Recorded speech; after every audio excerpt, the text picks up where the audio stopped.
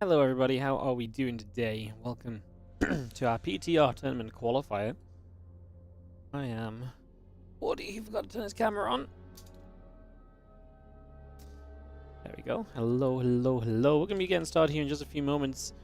Just double checking everyone who wants to be checked in is checked in. Give them 5 more seconds.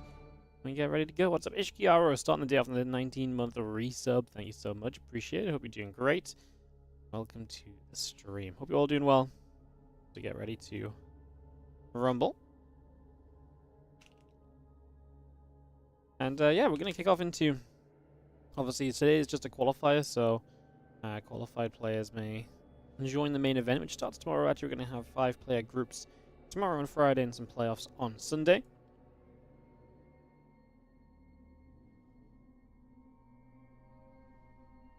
Perfect. Alright, so we'll get a couple moments. I'm looking at Mana Eba in this first round. Could be pretty cool.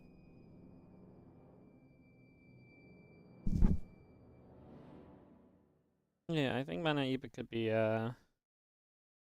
pretty neat, so definitely one we could maybe look at jumping into initially. We're going to have some fun matches today. I'm kind of holding out a little bit of hope. I'm not going to lie that they update the patch at some point. I do not think the current changes are going to be the final changes. So I'm kind of hoping that... I'm kind of hoping that maybe before the main portion of our tournament we get a little bit of an update. I mean, there may not be an update to the PTR, but I'm kind of hoping there will be, just so that we can perhaps maybe see some of the different bits and pieces that might happen. Try and do things on my challenge page, but it's super laggy, guys. Sorry, I'm trying to figure that out. And I mark off all our players as well who are here, so I know that there are at least some people who are ready to play without issue, etc. Just trying to confirm all of that.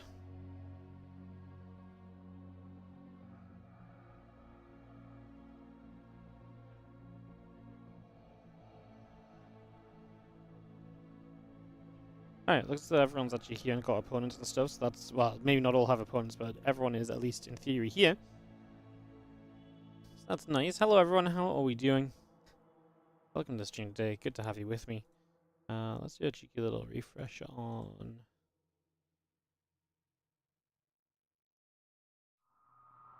that. Perfect. Alright guys, hi, how are we feeling? How are you doing? Let me know what's up, let me know how we're all feeling today.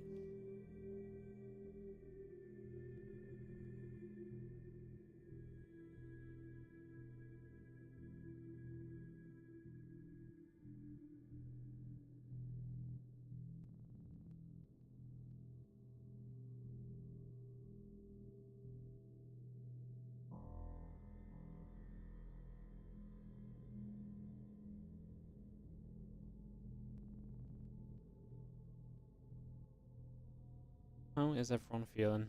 I'm just making sure we're getting started and everything properly. Obviously excited to see some PTR action, see hopefully some of the changes in play. We are going to have, like I say, the tournament over the next few days as well. It's possible, like I say, that maybe they change the PTR at some point. I would love it if they did, because I feel like there's almost always a second wave of updates with these things. It's just not happened yet, so kind of fingers crossed that maybe happens. If it doesn't, it doesn't. We'll still just see how exactly things go, how things play out, and how this event works. And just what the current patch looks like. I mean, even if they change some things, they may not change everything, right? So we may still get to see some cool things and see how they have an impact and so on.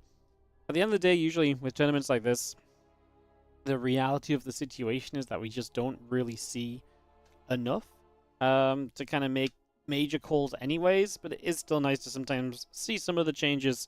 Usually it's very difficult to judge what games are going to look like and how games are going to be based on a couple of matches, especially when people are new to the changes as well. But we'll just try and make the most of it. So I think that's going to be our Planarinio.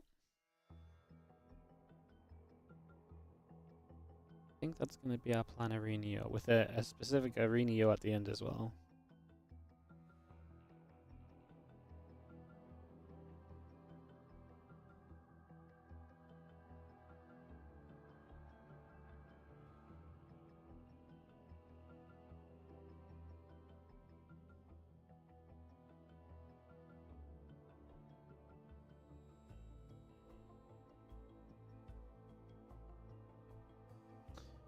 Alright, we're going to be starting here. Whispers of Gold map, first map. I just checked Eba's stream to see if they were vetoing, and they are. So we're going to go Mana versus Eba first round, a little bit of PvZ action. Get this underway. Let's turn my sound on as well. Should be able to kick off in a couple of moments. So, get this ready to go.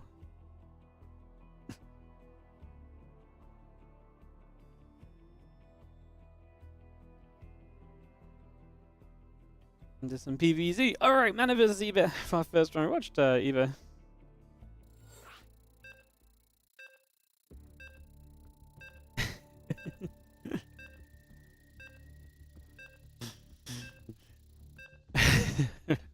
We watched Eba play some games against Down yesterday. Let's see what happens as we go into this, guys. If you want to read the patch notes, let me actually just update the command on the YouTube as well. Give me 1 second. But yeah, there'll be a command in chat or a pinned message in the YouTube chat as well. I forgot about how to do this on YouTube. I should probably just get a bot for YouTube, actually.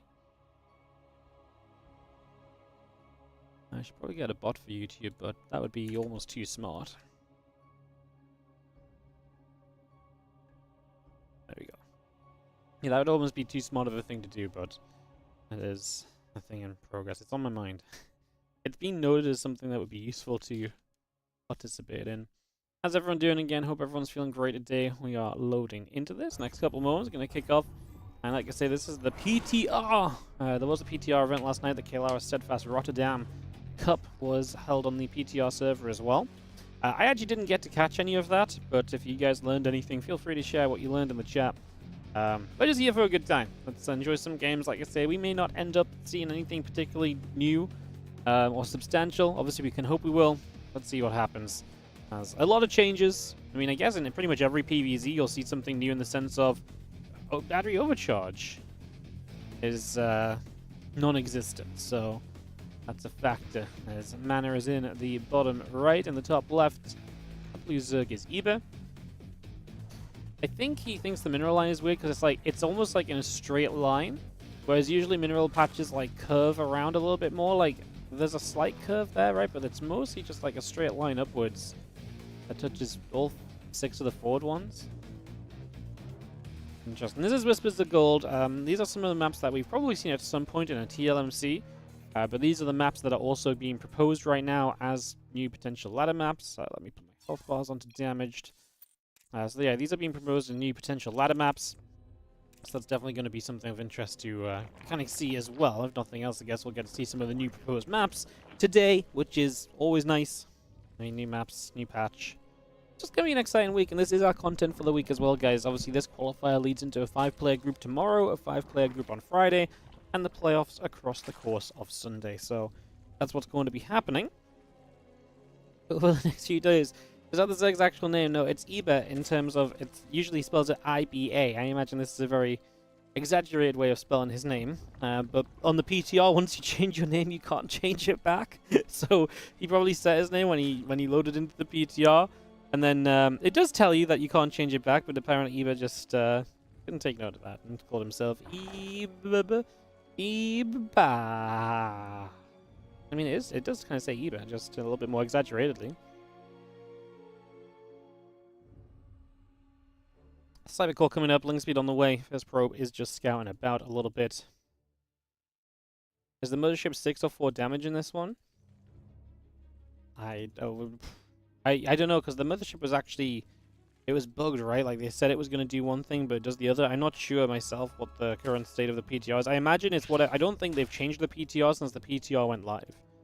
And we are playing on the PTR. We're not playing on some mod that has any, additional updates or anything like that. So we are just playing on the PTR. That's going to be what we do all week. PTR. And if they update the PTR, then half our tournament will be on one version and the other half on the other. That's going to be the full plan.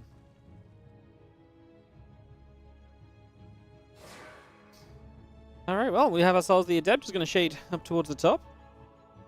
Look to see what's going down. See what our plan may be. We're just going to see the Queen hitting the Adept a little bit, so a few shots back, and the Adept gets down into the center. Link speed coming up, the Queen's on the way, drones building, hatch building. Oracle and assimilators building up. Also, a couple of probes in the warp gate continuing to action now. And Adept's going to negotiate around. Going to grab a creep teamer as well. Queen's still trying to get back onto this Adept as the Adept fires up a shot or two, but it is shading out of there, so that Adept is going to be out. Robo facility starting. I do wonder if we're going to see a lot more Robo openers, because with the shield battery overcharge being gone, having a sturdier defense is going to be kind of more necessary from the Protoss players. You know, you're not going to be able to rely on that overcharge to buy you some of those extra seconds as blink finishes and stuff. Yes, there is the energy. What's it actually called? The energy. Why can't I mouse over this? I'm sure those away. Nope, not gonna let me. I'm gonna have to just read the patch notes. Hang on. It's called something energy related. The energy. Oh no, it is called energy overcharge. It's called energy. That's why I'm confused. It is called energy overcharge instead of shield battery overcharge. So the Nexus has an ability that allows you to give energy back to units, or to like, you know, structures. In this case, look at what he's done here. He's come back with the Oracle. He's given the Oracle energy, and suddenly this Oracle has tons of energy to work with. So this Oracle has more energy than ever before, and that's just using the cooldown available on the Nexus to recharge the Oracle. That means you can maybe put more stasis wards down. This is one of the cool things. Obviously, I think that initially was added as a design to be like, hey, look, here, you can use this Nexus ability to kind of recharge the batteries, so the batteries last longer without being kind of super powerful in terms of how much healing they do. It's kind of like the length of time in which they'll heal, more than anything else, so yeah.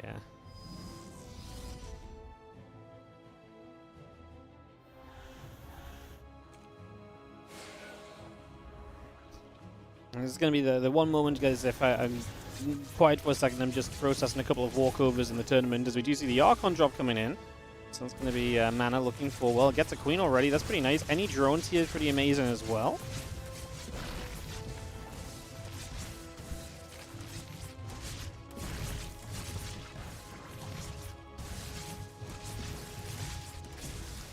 Looking to go and get the Squawk Roller if possible would be nice. Obviously, anything you can grab is generally a bonus. I mean, this is just taking forever to push back. Queen's trying to get there. And Prism gets pushed away. Of course, Queen's a little bit more expensive to build nowadays. The initial hatchery cost is reduced, but obviously you end up typically making more Queens than hatcheries, so the overall cost of kind of getting your setup to what it used to be is a little bit higher on the mineral side of things. This was really good damage done at the start from Mana. He puts himself in a pretty good spot to begin with. We do still see Storm Charge and +1 all on the way up.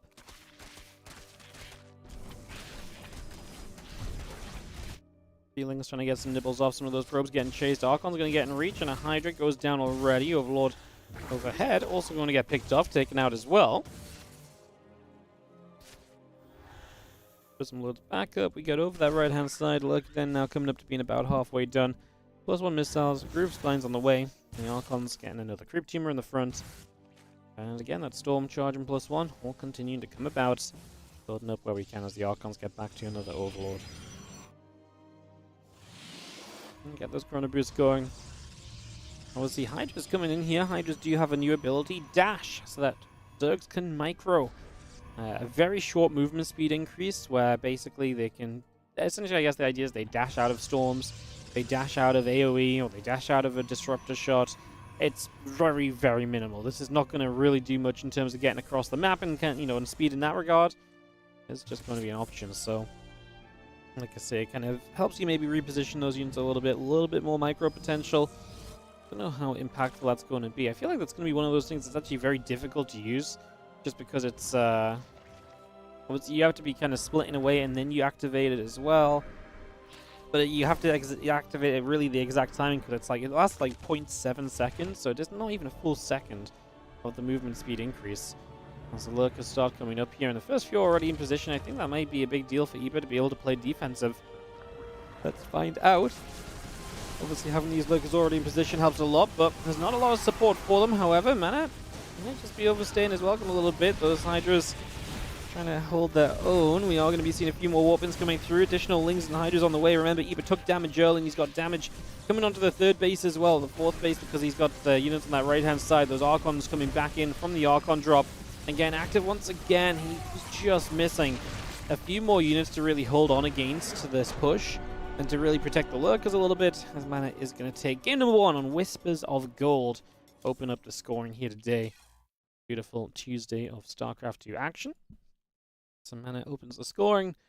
See where we go from there as we get ourselves game number 2 ready in just a second, guys. Not going to be a super long stream today, by the way. I will just preface this as obviously we have ourselves a qualifier bracket that's only going to be played until the round of 4. We will cast both semi-finals.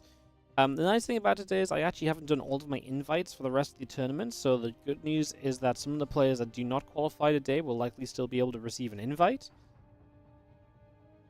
So that's kind of neat. As we're going to go to ley lines for map number 2. Do we see any new patch features? Well, we saw the energy overcharge being given to an oracle. Yeah, we didn't really get to see the Hydras dashing or anything either, so not really much found in this one.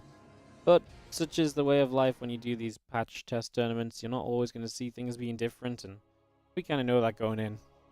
We'll just see if we get lucky and do see some new patch action at some point, or if anything comes about from any of it. It's pretty much all you can ask for. As countdown is good. Ley lines is here. I don't really know what to make of a lot of these maps still. It's my first time seeing some of them, or if not first time, then first time in a while. So I think if this map was in a TLMC. I seem to remember the lava, but I'm not sure if it was this specific map. Obviously, a lot of the maps sometimes come from previous TLMCs that happen and stuff like that. The Archon thing did more damage as queens are more expensive. Yeah, I mean, arguable, right? If your extra couple of queens are a little bit later to come out, then you have that defense there a little bit later. It's one of those shifts which is like, oh, it's 25 minerals to make 4 more queens. It's 100 minerals. How much does that matter? But yeah, actually kind of a lot. Changes up other units, changes a lot of the kind of finer kind of timings of the game as well. So a lot of little things to always keep in mind in those in that regard. Ourselves going on to game number 2 right now. As our probe comes back over toward the hatchling to try and see what is up.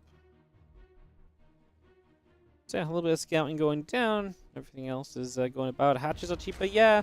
So I mean, for your initial, say you're going to play 2 base, then your initial 2 queens are just going to cost you the same essentially. But it's when you start building additional queens, right?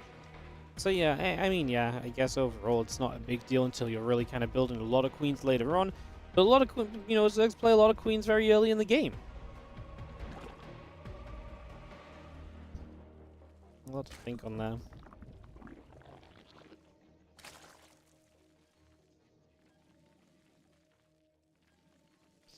Let's have ourselves the hatch in the pool coming up. Next is on the way. Nothing too wild. Start this off on this one here. Late game, the hatch nerf is kind of huge. What, that you can build more hatcheries cheaply? Wait, hatch nerf? Hatch buff? I mean, is it that big of a deal? I actually think it's bigger deal later game, because late game sometimes they, the Zergs mass queens, right? T75 is obviously a little cheaper, but I would say that during the course of a game, a Zerg typically builds more queens than they do hatcheries. Even later in the game, I think that's even more true, honestly. There's a lot of little things you can look at. Is man, I can open with that Stargate for a second time in this series, so Stargate already being brought up. Couple lanes. Go after that probe. Gonna turn back onto the pylon. I'll look for the cancel there. I'll grab that already.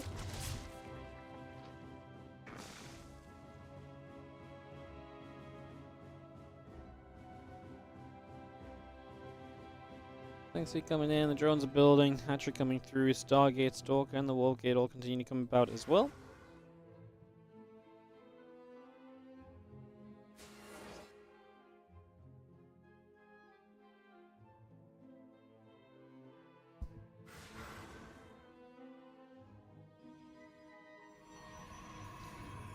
First Oracle on the way, and again the link speed coming through. As you play here on ley lines for our second map, there's 6 new maps that are suggested, guys, just to let you guys know what the plan is. Obviously 6 maps isn't great for veto process, but I think this is just a little tournament. So we're just going to have the maps go the following. It's just going to be basically AB veto and then ABA picks when one map's left over at the end. So basically if you play A, you get to pick the second map out of the final 2. that's a bit of an advantage that maybe doesn't usually exist, but I mean, these are fairly new maps as well. I'm not sure how much the vetoes are necessarily going to impact it. I think it's a good thing because it probably gives us a chance to see more of these maps in general, so... Thoughts on the map? I think that this is one of the maps I kind of like. I love it when maps push forward into the middle of the map. Terran player speaking here, right? But no, I do think kind of maps that kind of push you forward with your expansions, while still giving you kind of backward expansion options, it just makes the map very interactive. It gives you a lot of potential to kind of shape how each game goes, and I can see this map being played a lot, for example, and seeing a lot of different base layouts and expansion patterns coming in, and so it keeps the map even fresher for even longer, because you're kind of able to play it in a few different ways. It might be used in different ways in different matchups, different patterns of expansions, and so I think that's always, to me, one of the best signs of a good map, because especially in this day and age, I think longevity of a map being interesting is maybe more important than anything else, right? Yeah, maps being interesting for as long as possible, I think, kind of a big deal. There's a few things. I'm going to go and chip off over to the upper right-hand side, so they're going to get away over there. Also drops a revelation down. A couple of queens are going to begin to fire. The depths will continue to shoot. A few of those things continue to go down as well. And depths are going to pull back down into the center of the map now. Okay, Templar's warping in again. So Manon's going to stick with this Archon drop opener. As the left finishes up from Eber, he is going to be onto the 7 queens. So, what, 3 hatcheries in the game. Well, you start with 1, so 50 minerals left spent on hatcheries. But 175 minerals more spent on queens, so he's 125 minerals worse off than he usually would be. It doesn't seem like a big deal, right? I think is really what this is going to continue to come down to.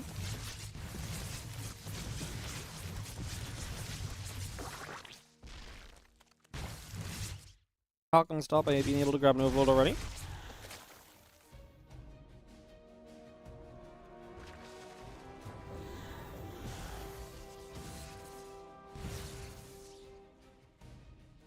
I was going to shoot up, a couple of drones going down, a few Ling's going to try and come over as well. Queen's off side, the Prism taking a few more shots, the Ling's going to get there, Queens as well, Prism gets pushed away.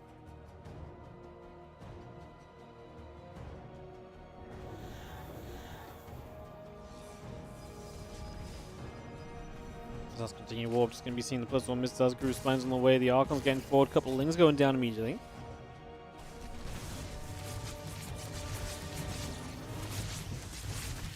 Going to fire it up, and with these Hydras now going to try and fight this off. A few Zelts getting warped into make this a little bit more aggressive. The Hydras continue to show up. The Archons are taking a few more hits. Will get pushed away. It's going to be a defense made this time from Eber. A little bit more comfortable. He does not lose as many workers.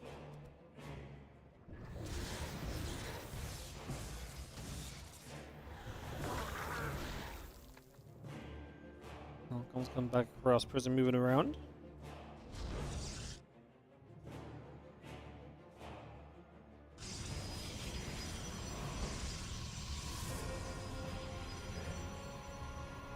Yeah, things coming up. Hive on the way. Sorry, looking on the way. Hive will be on the way once the infestation pit is done, though. Tiba has a very similar plan to the last game still.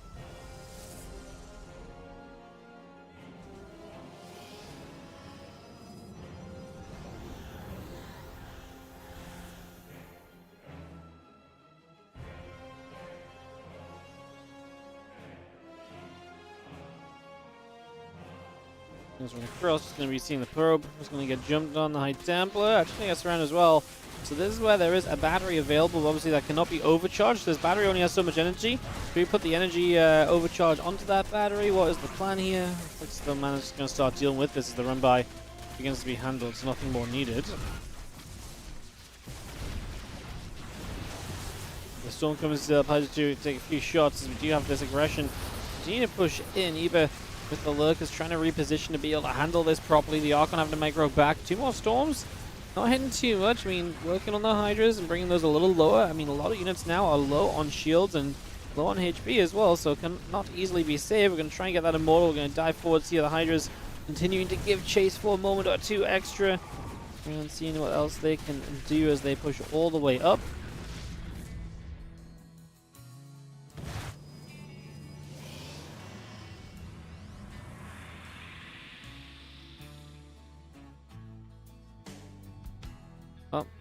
We have ourselves the Hive and the extra lurkers continue to come through momentarily.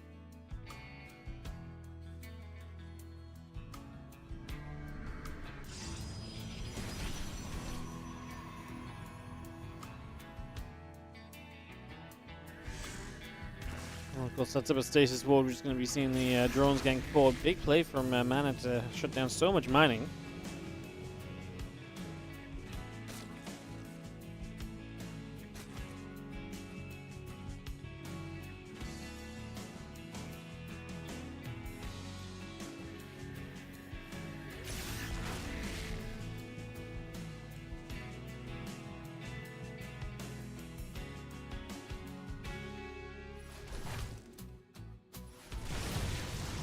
More's going to fire up a couple of these crypt tumors. Damage being done. Storm is going to drop down as well. Archon's coming around. Hydra's Zealots getting into action on the other side of this. The Lurkers trying to hold their own, but too many Immortals are going to get forward. Those Immortals just going to still get through those Lurkers quite nicely, and Eba's not going to have enough to hold on. That's going to do it for our first game here.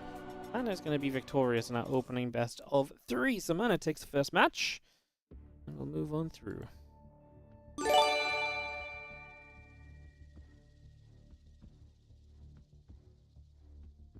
Mana's going to play Trap. We could watch that, or we could wait for a non-mirror. I actually don't mind the idea of maybe watching some PvP. Obviously, PvP has received changes as well. There's Yo Thermal on the 10-year resub. Boom, how about that? In a row as well. 120-month streak. That's pretty bonkers, not gonna lie. 10 years. Thank you very much, mate.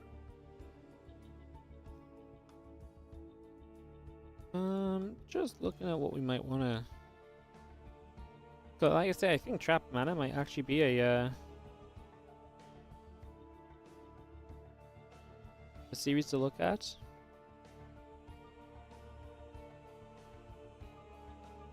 I think I like it.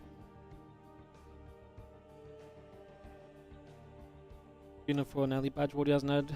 Yeah, the alley emote isn't in the right size for be an emote badge. Sadly. So yeah, can't do much to fix that one.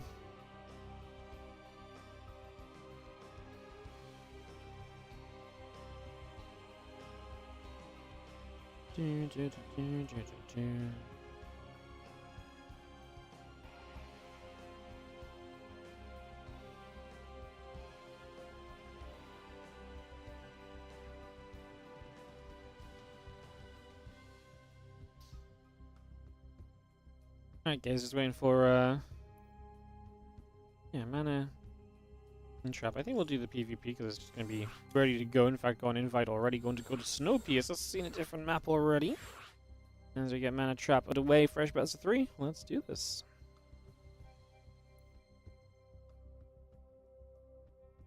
You surprised the Lurkers got A moved? Yeah, I mean, I kind of felt like they were going to be able to hold their own a little better as well, to be honest.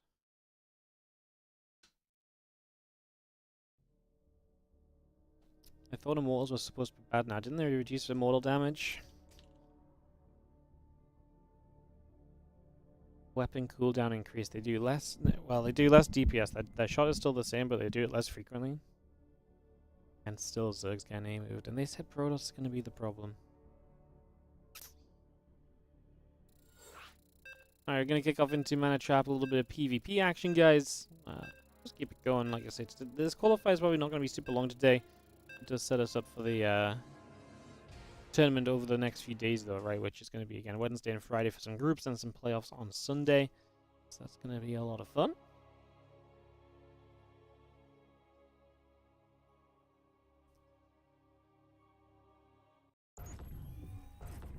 Let's hop into it and see what PvP looks like. See if there's anything notable here as we start off in the bottom left-hand corner. Our red Protoss player is Mana. Taking on the blue Protoss in the top left corner. It is Trap.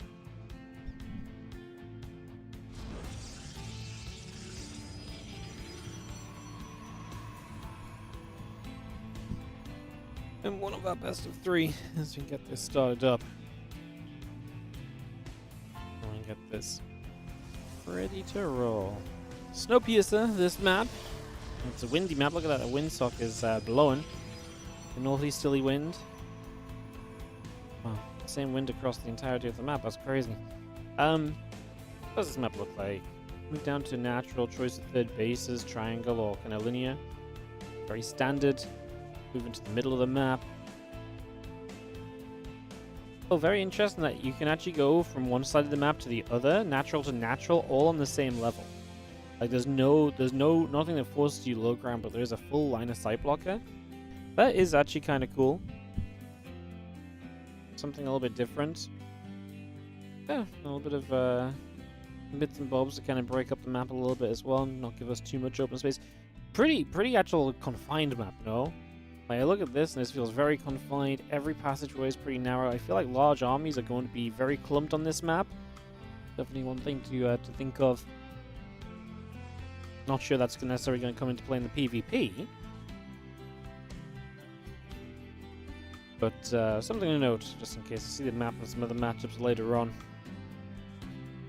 See what this gets to as we take a couple moments. Probes are running across the map. Nothing really super crazy just yet. Probes going here and there. Let's just have the probe nibbling at the other probe.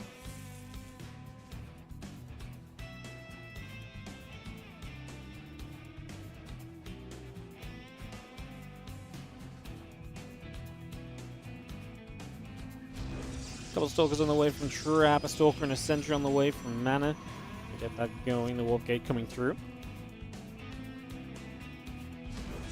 Talon goes over to the corner, and we'll see Mana maybe being the one to get a little aggressive here. He's actually having to focus on this pylon of his opponent, so...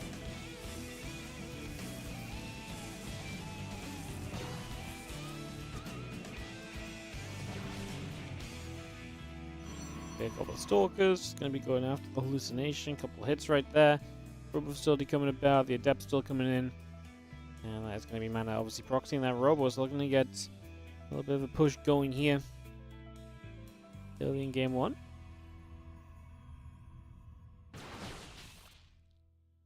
Stalker, sentry moving about, just going to be seeing a couple of stalkers going to try and fight back as well.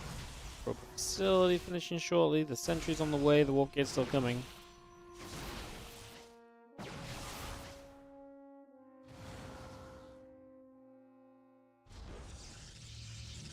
Moving around, the Nexus coming about, just going to be seeing the warp gate coming in as well.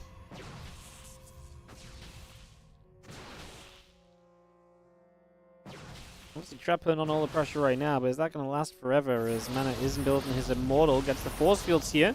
Will kill off a Stalker. Obviously at this point you're going to be, turn this into aggression, so any unit you can take in favor is going to be very nice for you. Backs away now, wants to protect his units himself. As Trap is going to continue to warp in, two more Stalkers, so Trap with the aggressive warping on the other side of the map. Going to look to bring this through currently.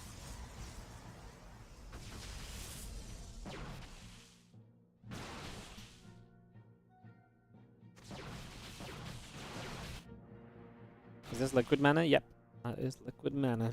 The one and only legend. StarCraft 2, as a few Stalkers will thing away at the pylon, take that down. Actually going to come down this ramp again. Couple force fields dropping straight into place.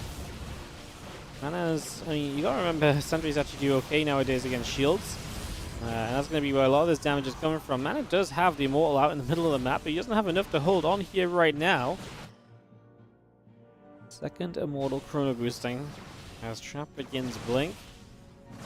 Kind of funny that Mana is the he's not a 3-gate Robo play, he's just a 2-gate Robo player, and that's why he's kind of getting outnumbered here. Putting money into that Immortal play that's never really going to come through. Trap takes the base down and has got to be feeling extremely good. But does Trap realize, like, hey, this is kind of too good, right? Like why have I been able to do this? Why has this been able to go such a way? Adept goes down.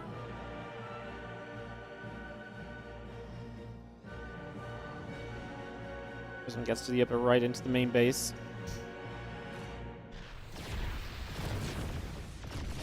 Take a probe down immediately. Just going to be seeing the Immortals going for the pylon. That will depower the gateways, which is a big deal. Now we're going to see the two Immortals trying to fight the Stalkers, though, on top of the Prism. The Prism takes a lot of damage already. Immortals will continue to blast through Stalkers. But obviously, again, a little bit slower for Immortals to fire a second time. 10% worse as these Immortals have done very well, and obviously, again, with the pylon, with the gates being depowered currently, big factor as well. We will see Immortals now going down. Mana killed a lot of units. He killed 9 Stalkers. The question is, the rest of his army able to do anything here? He's rebuilt an Immortal. I'm actually not sure. I think losing everything is very rough, especially the Prism, having to rebuild that because Prism can do so well for you, giving you kind of micro potential and so on.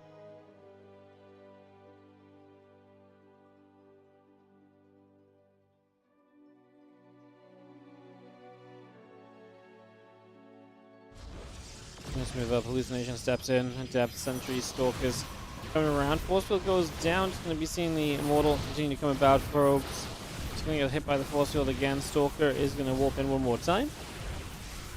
A bit of a blink back happening. A couple more probes going down. Going to step over to the left-hand side now as we do have that Immortal. It's going to get Force Fielded down the ramp.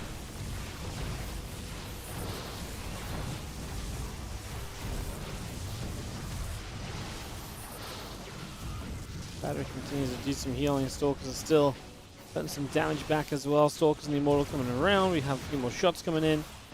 Stalkers step over here, and Mana is starting to take a little bit of an edge. The problem is going to be that he just doesn't really have the reinforcing. Of course, got to remember, no super battery, right? Kind of makes it so that, again, the big timing windows of this game are going to be more open than they used to be, because super battery would kind of just shut down these attacks for a long, extended period. Now you don't have that level of healing available at any point. Mana is going to break through on this other side. He's going to come through here, break through this natural, and open up into his position. Amazing.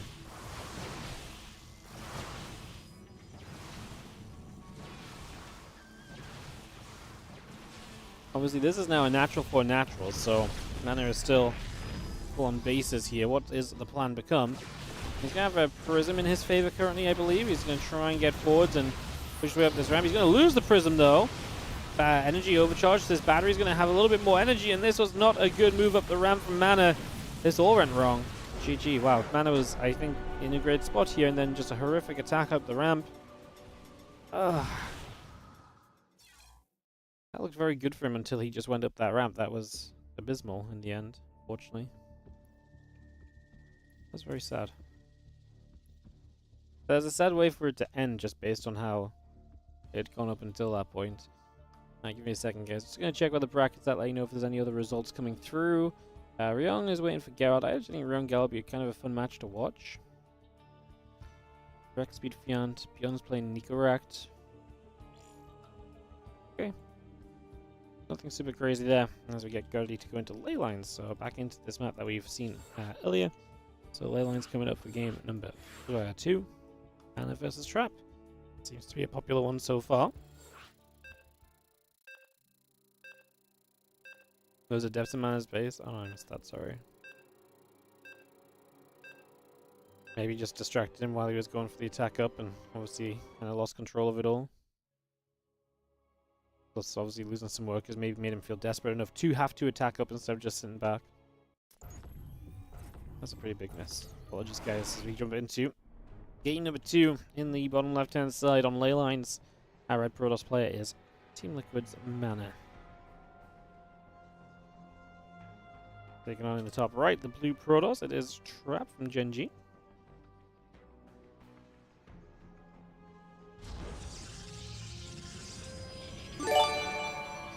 Yo. KNKTQD, thank you so much for the 5 gifted subs.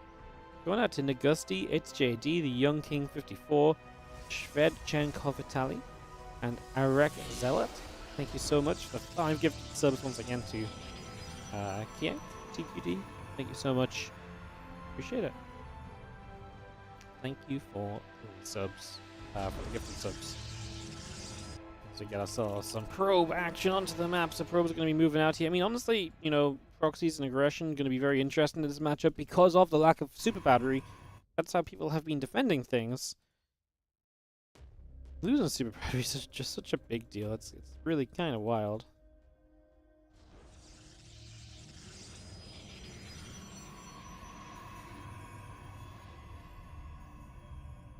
Here he's coming down, probe setting up.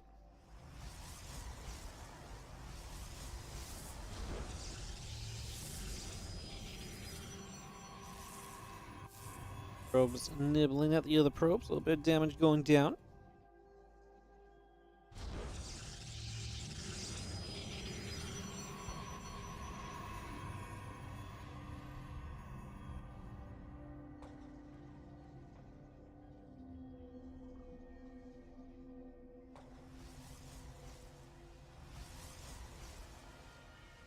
Probe chasing probe. Cybercore coming through.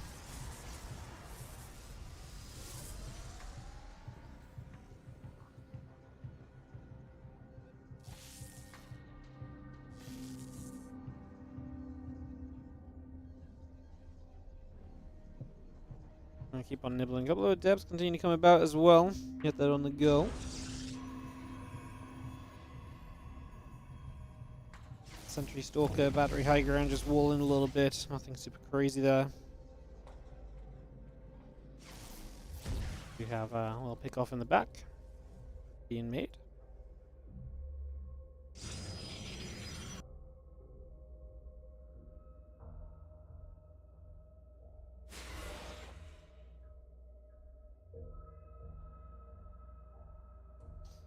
Bulkhead's coming up, Nexus building on both sides, so we might actually get our expansions up from both. Obviously, last game trap side pressure ended up being good enough. Hallucination sends out. We're actually going to see the couple of deaths from Mana coming through. They're going to be able to get in for some probes, so Mana will start to get some kills. 3 workers going down to begin with.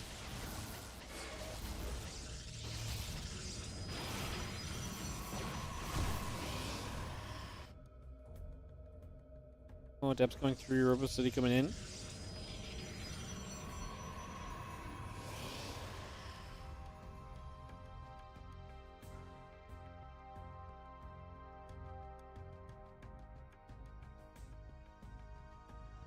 Come back over. I mean, Trapper then, the first to take damage in this game, definitely going to be trailing a little bit from there. We'll see if we can step back.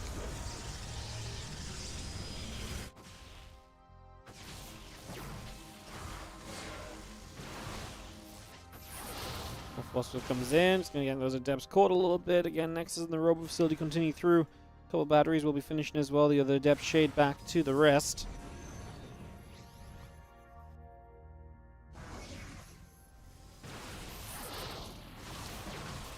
Stalkers just going to keep on firing. The adepts going to get there. Stalking the sentries there to pick off as well. A couple stalkers and the sentries get pushed back. Prism and more probes continue to be brought on through.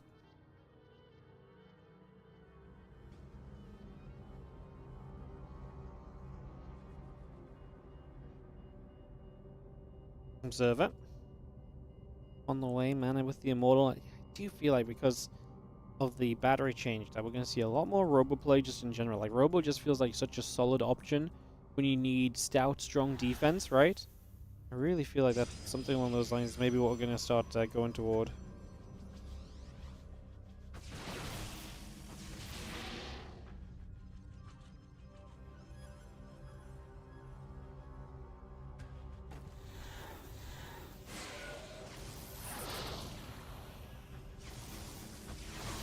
He's going to nibble, obviously, the Adepts here to try and get in, and they will shade to get past, so it's going to be Trap's chance to get some damage done. Equalize that worker count. Man does the damage earlier, which is great. We've seen 4 probes going down there. And we actually are going to save one of the Adepts as well as the Prism with the evacuation. Nicely done.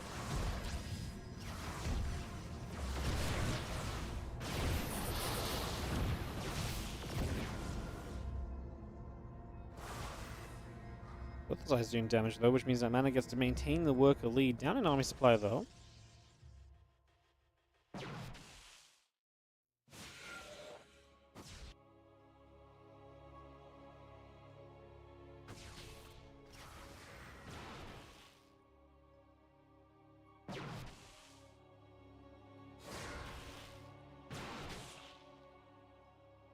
Stalker here and Adept taking a few more shots. Adept is going to go down, so that finally Adept action chased away. Like I say, Mana on the worker lead, but it's not transitioned that into an army advantage. He's got Phoenix coming through. Obviously, he can shut down the Prism, flying about, harassing with the Immortals, so Phoenix do have a pretty good role to play here. And obviously, if you lift the Immortals up in the fight, that can be a big deal too. So that's the Prism taking damage, and yep, that's an instant recall. Obviously, Mana's invested into those Phoenix, but now it completely negates the Prism play of his opponent. Trap starts up the Glaives. I don't hate that. It's going to be difficult for Mana to afford something good against Glaives. Typically, Archons are the go-to, but you're going to be spending some gas on the Phoenix, so if you try to go Archons, it's going to become much later than it would be otherwise.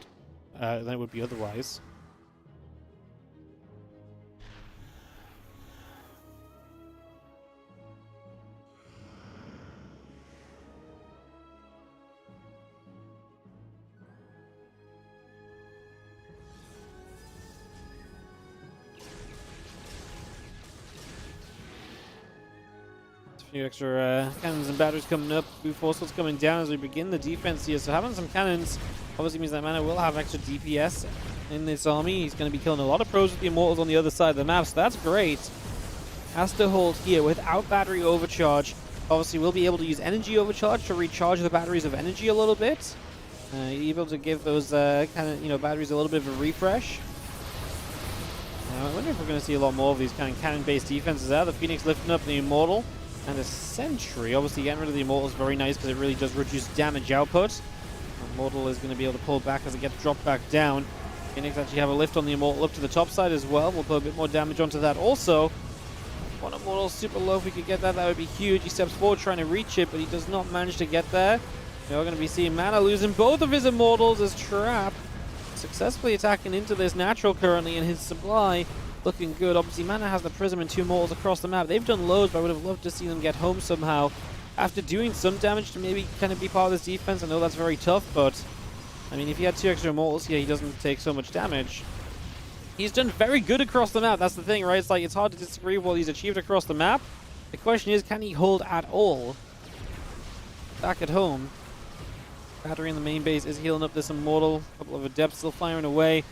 Immortal is going to be continue to get healed as that battery energy is holding out for as long as possible. Going to fade away now, though. Immortal is going to be in trouble. Battery not going to do much else here. Phoenix on the low ground picks up and will kill another Immortal, though. So Trap still losing units. The new Immortal pops out, and that new Immortal will go after some of these Adepts, which are going to go shading in after. We're now going after the probes on the low ground. We have denied all the production in the main. I love that Mana was actually building a Void Ray. That would be a win condition in this, but obviously that got depowered. Now the pylon gets back online. Can we actually take that down in time? Corona Boost is on it. Adepts and Stalkers trying to get that. I think that should be in time. It's very close, but yeah, that Prism, that Void Ray, sorry, will not get out. The Phoenix will lift up one of the Stalkers. But back in the main, we are still just killing probes. Trap does not really have anything else to add to this. Do we eventually win this as Mana off of the Phoenix? And these 2 Immortals eventually coming back? It feels like a possibility. Trap does get 1 work out onto the map, so 1 probe goes on Adventure. Remember, there's cannons in this low ground as well, and wow, Trap is going to say GG. He does not think he can actually continue to break through this. He's going to say that enough is enough, and that's going to be our second game, sorry, going the way of Mana. So it's going to be tied up 1-1, and we're going to get a game 3 out of this. You know what?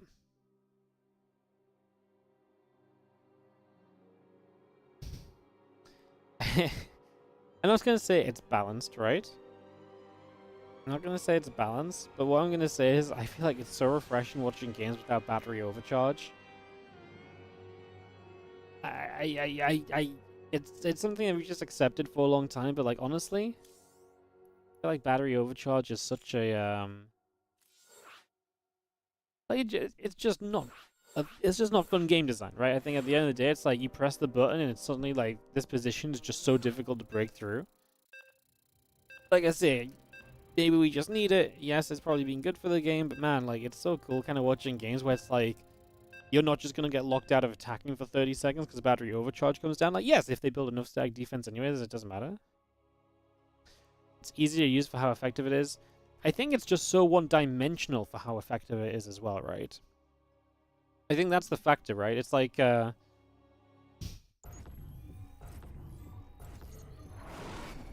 it's like, instead of having to layer a defense as a Terran, imagine you just had an ability on the factory that's like, hey, this siege tank becomes immune to damage for 15 seconds and, you know, and blasting us like, you know what I mean? Like, it's just like, Yeah, getting to the point of getting the siege tank up and placing the tank is pretty cool, but like making it so much better for a click of the button, and it's just like, well, it's very one-dimensional what that does. Like, there's very rarely a time where you're like, well, that was a bad overcharge, right? Sometimes they pop it early. Sometimes they pop on a battery that's maybe in a bad position. But in general, it's just one-dimensional. Like, oh, they have that cooldown available. They will use that cooldown. You know? So it's kind of refreshing to see. I mean, is there any... I mean, I know the races are asymmetrical and stuff, but is there anything else in the game where it's like... where there's basically like a cooldown-based defense?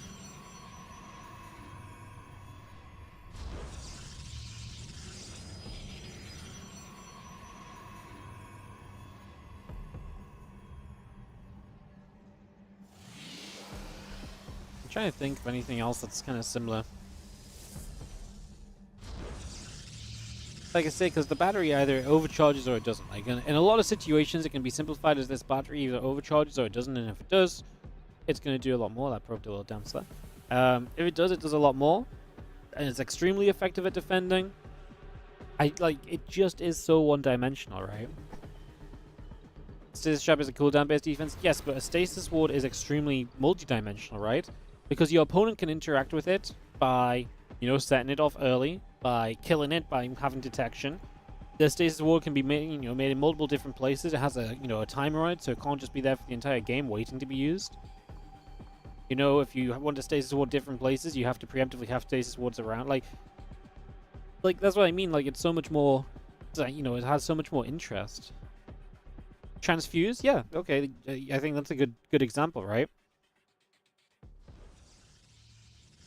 Transfuse is less multi-dimensional. Yeah, I think Transfuse is a good example. Where you basically, like, you have the units and you can heal them. It's still, but even Transfuse has a little bit more interest, right? Because you can have multiple queens. Those queens have to have built up energy instead of... you know what I mean? Like, it feels like you should just always have energy for an overcharge. Probably isn't the case, right? But, like, I think as well there's something about, like, with queens and transfusions, like, sometimes you let a unit go low and then you transfuse it, so that's kind of like a bait that they wasted damage. Like, it just still feels like there's so much kind of way to play on both sides of a transfusion. Whereas the battery overcharge really feels like you pop it, and the only counterplay to battery overcharge usually is backing away or targeting down the battery. And like I say, that's just very basic level interaction, which in a game as complex as StarCraft 2 almost feels out of place. Like I say, it's been kind of refreshing just watching a couple of games where it's like, hey, he's not just going to press the button and it's going to give you a minute to get the defense up, right? Like I say, I don't know if that's necessarily good for the game or not, but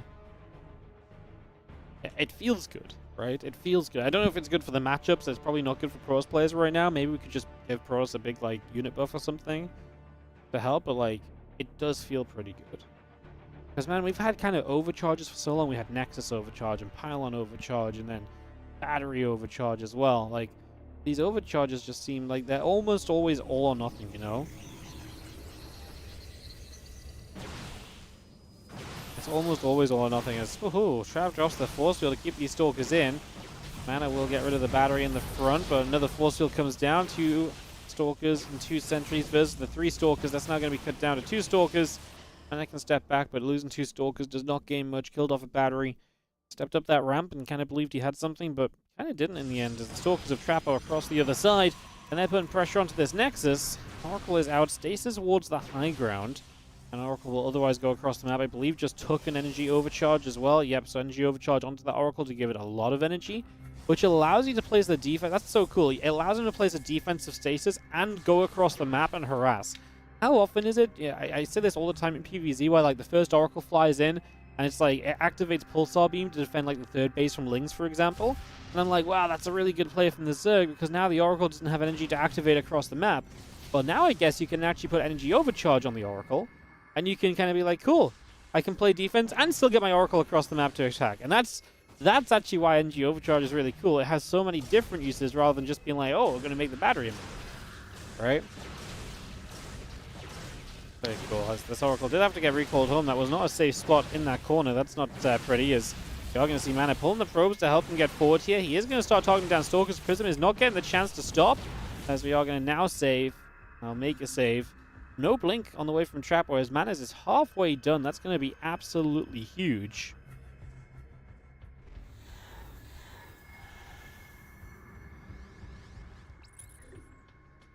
I actually really like where Mana is at in terms of that blink, but size of army is substantially in favor of Trap currently, and he has got that robot facility up, so first Immortal's already out as well. Going for the pylon here now. There are 2 pylons powering up the Twilight Council. We actually have multiple force fields available, so Mana is going to be in trouble. He's going to get stuck here, as now these units just move into the mineral line. Reinforcements can warp in, of course, further forwards against this, but yeah, the force fields have been very good, and Mana is finally with Blink now going to blink into his main base. Going to force the recall. A couple of units get left behind. Mana's a little bit stuck in his own Sim City. We'll lose a couple more probes. The Stalkers just target fire those down. That will be the end of it, though. That'll be a cleanup. Oh, Mana just killed the Immortal of Trap with the Oracle? Okay, that's kind of crazy.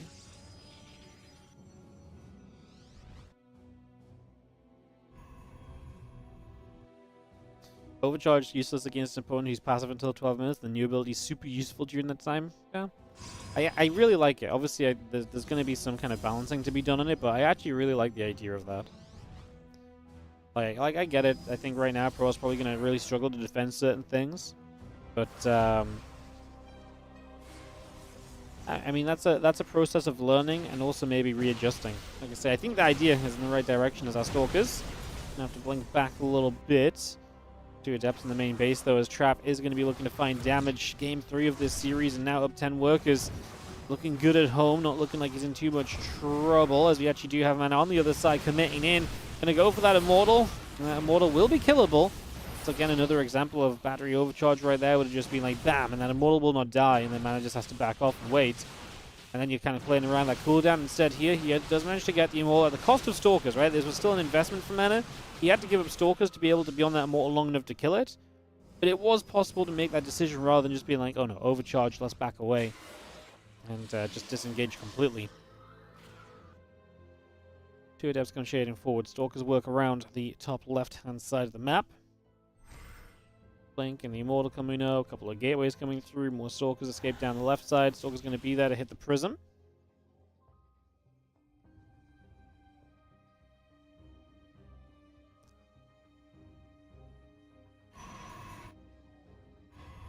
Shrine coming up, a couple of gates continue through. Immortal and Stalkers being brought in. Stalker, Sentry, Immortal around the top side.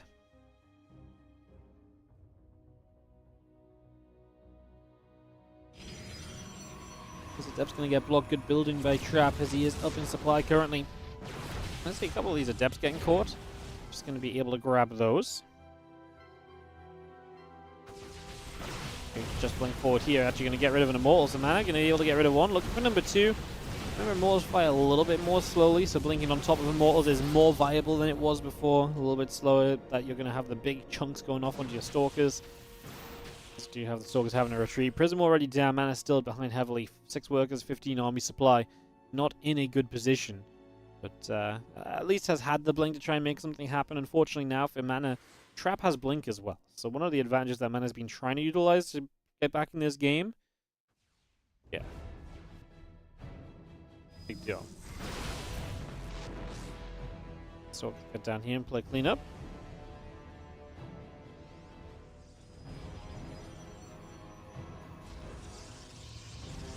One moves forward, another Immortal coming up, a couple of Stalkers coming around.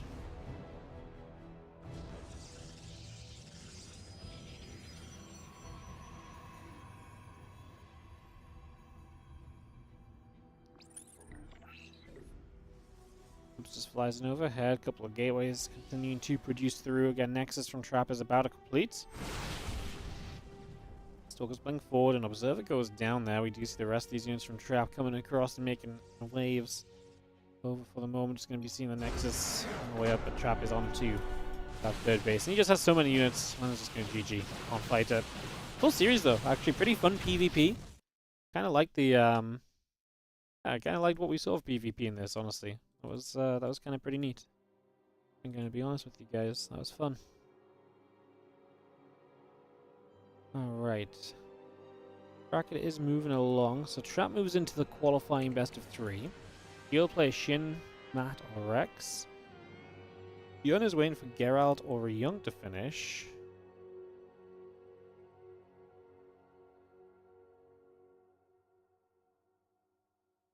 Let me see what Geralt and Ryung are up to. Let's see if they started already or finished.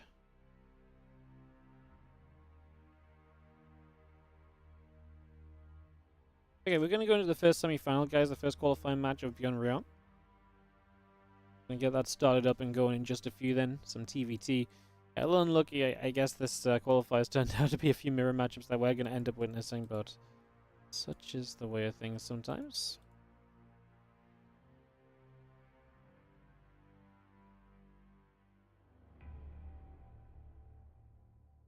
So we'll do this TVT and then we'll catch back up with the rest of the bracket. Probably mostly be on the set of the semi-final by the time we're done. Cool. So we're going to go ByuN versus Ryung. Perfect.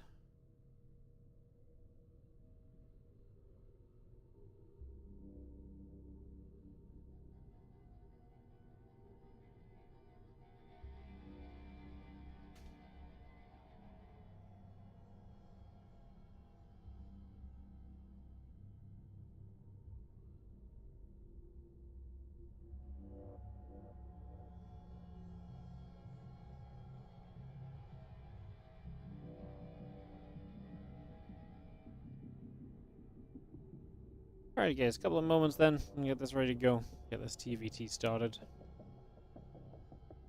Kick off into some action. Thanks for joining us today. Again, our little event coming up this week. Gonna be a fun one.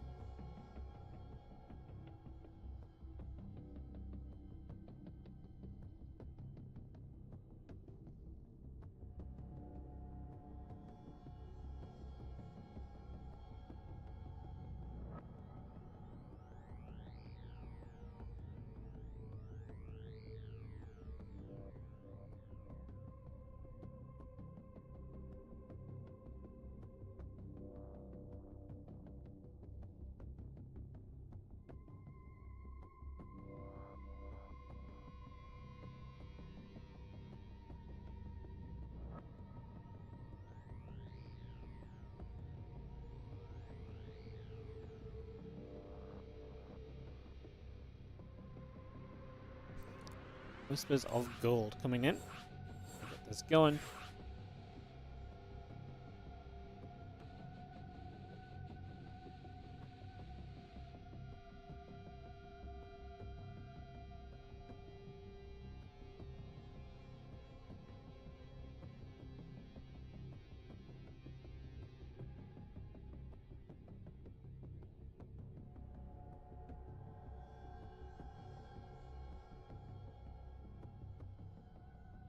Alright, got a bunch of casters in here. I'm gonna get this ready to go.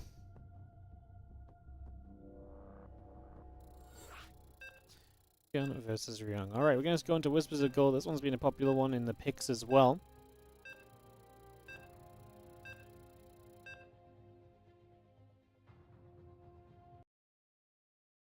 Let's jump into this and see what will go down.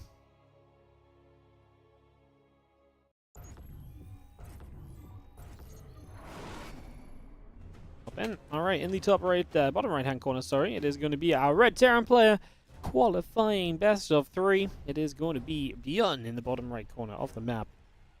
Whispers of Gold taking on the blue Terran in the top left, Tuna, aka Ryung. Anything of note for TVT? I mean, Planetary Fortress armor decrease is going to be a factor. You can salvage missile turrets and sensor towers now, but it gets cancelled if you take damage during that process, which is kind of interesting. So basically you can kind of get rid of static defense across the board and replace it elsewhere. So that's kind of intriguing, I guess, for TVT especially. And the sensor tower is smaller but also cheaper to build. I don't really like that change, actually. I feel like, what's the point of making the sensor tower smaller but also cheaper? Right? Like, it's just like, oh no, you have to build more sensor towers, but you can afford to make more? Like, what does that achieve? Right?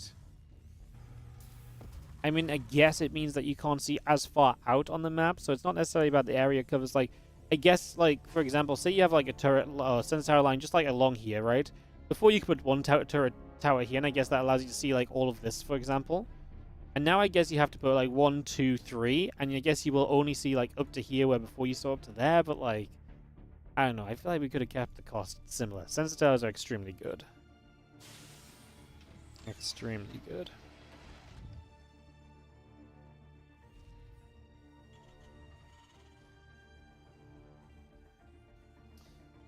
Well, we have ourselves, what else was changed? Orbital command, extra supply cooldown, now increase the HP of supply DB to 500, and it repairs it. I actually thought that was kind of an interesting change. The sort of thing that might have some cool micro or like a cool cooldown mode in the future, but it's like, it's also kind of like, not super like crazy about it either. Blue Flame now does +9 to light units instead of +5. That means it does 2-shot SCVs as well. And then the Liberator change, I guess, is interesting. So Advanced Ballistics does not change the... It does not give +2 range. Instead, the radius is increased. Which is kind of... I mean, it just means it covers more area. It doesn't reach as far, if I'm not mistaken, because +2 range and it gets a 1.25 radius increase. Should just mean it's a 0.75 overall range decrease, but covering more area is kind of wild. Smart Servos affects the Liberator, so they can siege and unsiege more quickly. It's probably a factor for DVT. And the Thor does less versus light, the same overall damage, but less bonus to light. And then, well, no, sorry. So the Thor's splash damage, sorry. The Thor's splash damage does more damage overall from 6 to 8, but it does the same versus light, because before it was 6 + 6, now it's 8 + 4. The radius of the damage is increased, with a drop-off over distance from the center point of impact. And the range is decreased. That's very interesting. Very fun one to see play out, but I do not think that one has much impact at all in TVT. Maybe if for some reason you've got some like anti-air splashing Thors against like a squad of Vikings. That shouldn't really happen. That should not be how this comes about. But I guess we will see. Maybe something crazy goes down. So yeah, a little bit of TVT between ByuN and WardiTV. Not really saying too much about what's going on because we've just been covering the Terran changes and what specifically you guys might want to look out for in the TVT here.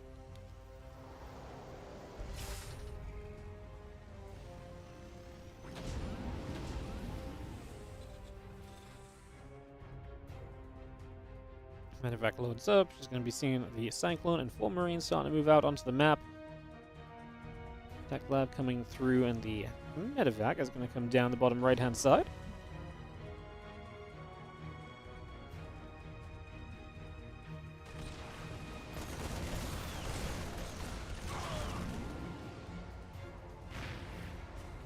Have to have the Sensors farther out. Yeah, I think that's the only thing about the Sensors that's just maybe notable is that to see further out on the map, you'd have to put them further forward. And I'm like, well, sure. I just feel like sensor towers are so good we could have reduced the size of their radius without giving them less cost, you know? Especially if they can be freaking salvaged. Just keep the cost. Make them move the sensor towers around if they feel like one area is more important to watch than the other. I feel like right now the entire map is still just going to get covered in sensor towers, which you probably would have done anyway, just... yeah, make them pay for that amazing ability. I'm a Terran player. I'm advocating for this price, you know?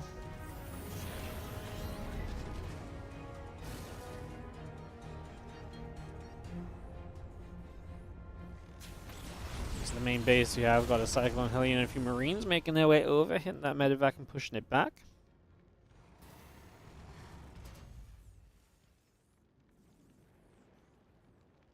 Medevac's continue to chase a little bit, going this way and that. Interference Matrix halfway done. Raven just finished up. Stimpack is dying.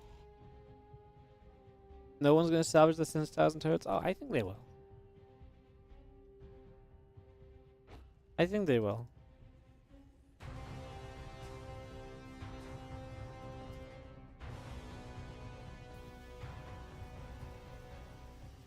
If you really want to mass defense in one place later in the game, you can basically move across to that position. I think it's kind of silly, honestly. There is Marines and Cyclones trying to come in. Interference Matrix comes down, stops the lift of the final Marine any sooner. It would have maybe stopped the Cyclone getting back in. As yes, guys, Tuna is Ryung. He was called the Tuna Terran for a while. I'm not sure where that nickname came from, but yeah, for a while he was called Ryung Tuna as well. Pretty sure if you go on a Ligulac or Wikipedia, you'll say common aliases, Tuna, or something along those lines. So yeah, old Tuna here on the PTR server. We all had to set our names again. I just went for the born old Wardy, you know. Ugh. Boring.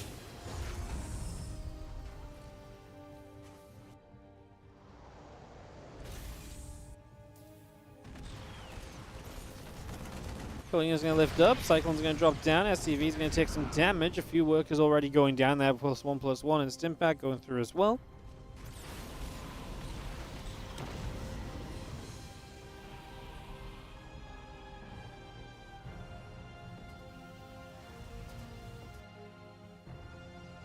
Ravens just continue to come out the front. So 3 Ravens here from ByuN. Interesting to see how they play out.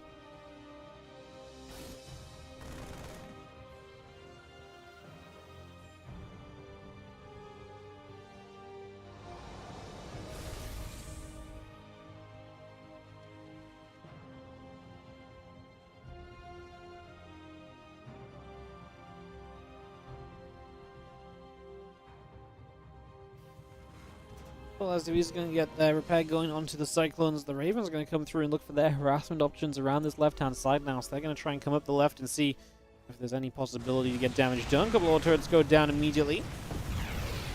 Cyclones are there. Ravens get pushed back. Still got the 1/1 combat shield. All continuing out for the moment. I like this drop of ByuN coming back in yet again. It's been so consistent. Coming in repeatedly in this game. Always trying to find some opportunity and damage. Missile turret helps push the Ravens back. The Cyclones as well there to push away a little bit.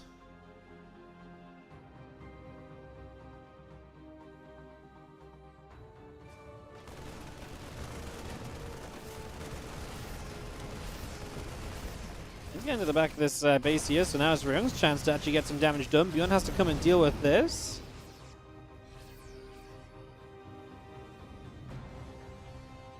Let's continue to move over.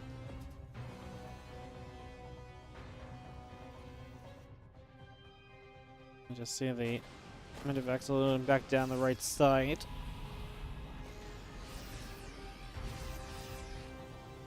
Again, 2 upgrades coming about on both sides of this. It will be ByuN a little bit further ahead on those, and the +1 vehicle weapons is slightly in the lead for ByuN also. Marines load back into Medivacs, and we'll have the Command Center coming up on either side. Factory coming through. Sensor Tower's about to finish. Marines and those Medivacs trying to press forward also. Marines stepping up on the side of ByuN. Just going to see those Medivacs loading up and backing away. We will clean out some rocks toward the center of the map. So map being opened up for the Terrans to move across. Cyclones helping both Medivacs go down. That's a pretty huge pickoff, actually, being able to grab both of those, as now ByuN comes down to the bottom side of the map, and he is going to get pushing. You can barely see the sensor tower circle. Oh yeah, it's not very obvious at all, actually, on the mini-map, is it? Is that how they make people not complain about sensor towers? You're just like, now it's just like, oh look, you can't even see where the lines are.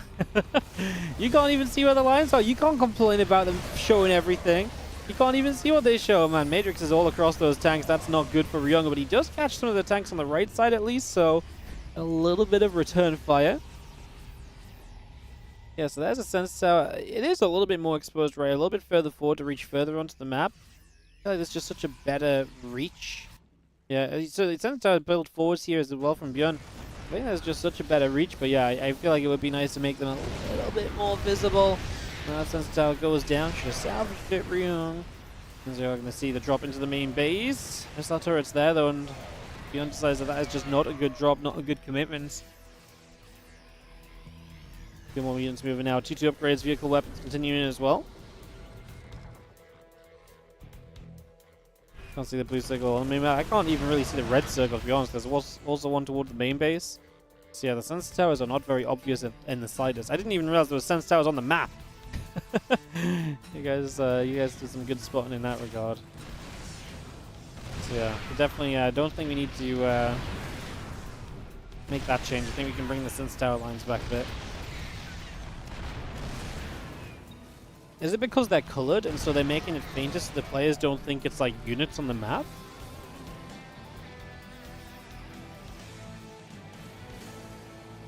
The circles are scans? No, the circles are also... There's sensor tower circles as well. They're just extremely faint. This Marine's going to actually get a little jump on here. Anti-armor missile goes off as well.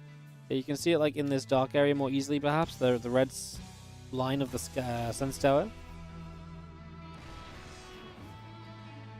I thought yellow circles would be colored. Yeah, that's what they did in some of the mods that we've had. I guess honestly the circle's still pretty neat though. Sense Tower goes down, we are going to be seeing the CC picked off here as ByuN just sits in a very good place.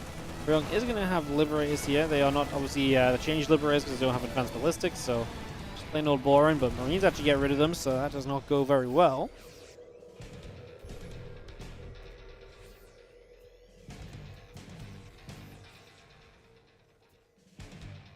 And back over the left-hand side currently.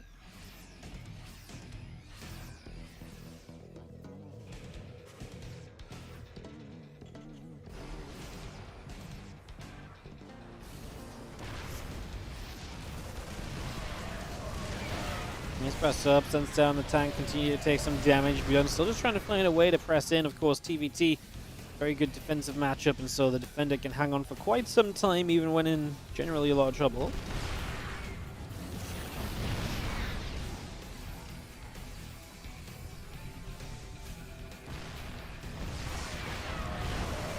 Marines step up, a couple tanks going down.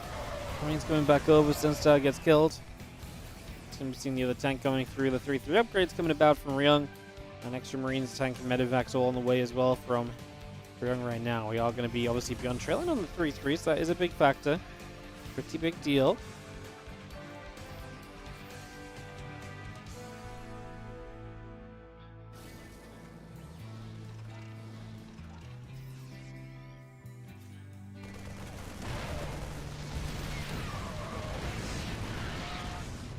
Just still trying to find openings, dropping a little bit here and there. He is going to get himself a tank shot.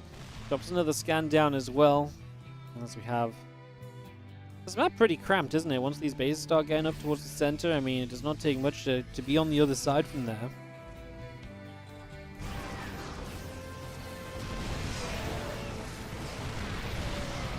Shots coming about, tanks firing back, and next step of this is going to be those Medivacs still boosting around a little bit as well. 3-3 coming through, the starport's coming up, the orbital commands are coming in.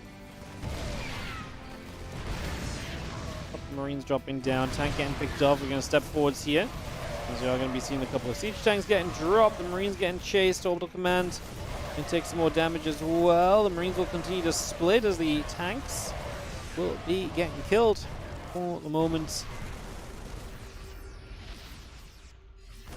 Pull back the other side is ByuN. On the counter-attack, ByuN lost a lot here. Now on the counter-attack, ByuN is going to find some serious damage. Typical TVT, right? You're putting a bit too much attention on your aggression, and then you get countered, and a lot of the times you end up killed. 3-3. It's about to finish here on the side of ByuN. Marines still coming up. Tanks on the way. Tech Lab's building through.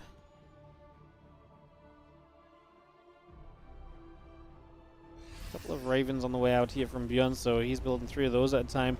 It was a good start from ByuN, but he did indeed stop. He got himself to a position where he decided to just give it up and not go any further.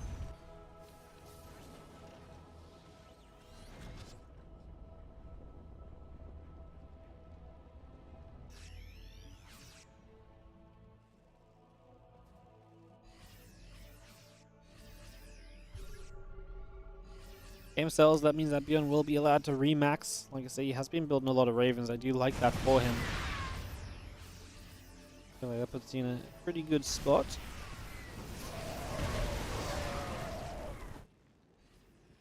Medivac moving around a little bit, trying to see what else is going on. The Medivac's load up. They're going to go for a little bit of a boost forwards here, so just going to try and dive in. Tanks are whacking, Planetary Fortress taking some shots as well.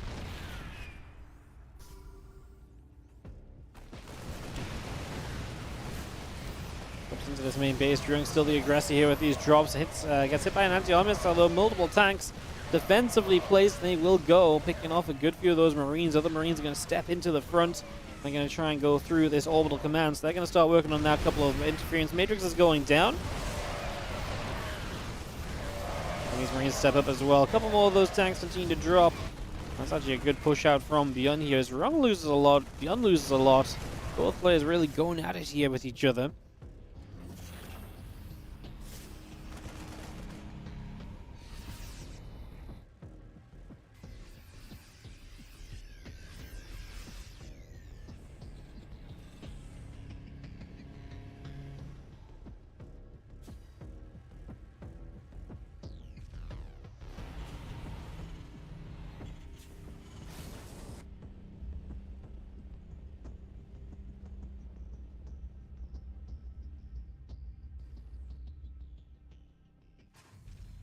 And together back out the front.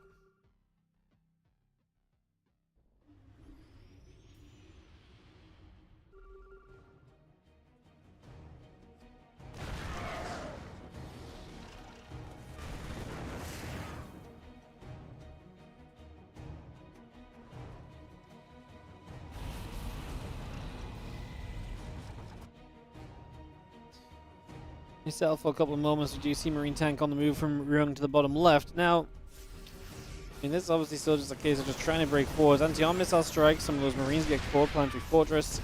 They'll have to try and hold his own, but actually going to see ByuN getting pushed into. I mean, that's the power of the Ravens. Ravens are so good. If you can just negate the siege tank, so much power of each and every push of ByuN is going to be so much less. As ByuN gets chased away. It was ByuN kind of in the lead of this game. ByuN made some turnarounds, but do you feel like ByuN has just got the better units out again now? The Ravens are so valuable to him at the moment.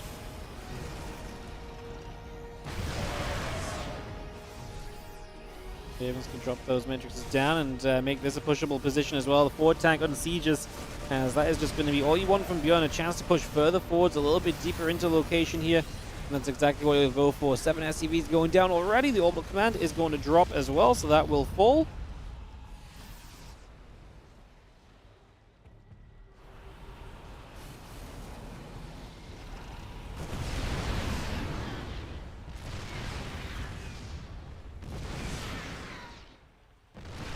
Tanks are set, knocking through depots. I mean, ByuN is going to go counter-attack again. It's been what he's good at all game long. Gets all 3 Ravens as those Vikings are trying to chase for medevacs. A good pull away from ByuN to get rid of some of the air units. Talking about how those Ravens have been a hard carry for ByuN in some of these fights. Well, nice to get rid of some, as we will get rid of this base as well, though. Looks as though that will go down without issue. So this part of that will fall. We do have ByuN figuring out how he's going to deal with this. I mean, he would like to just dislodge this army completely. ByuN does have more army supply and less workers. That's fine to an extent, but there's going to be a point where you want to just be able to kind of rebuild on the back of this, so you need to be careful.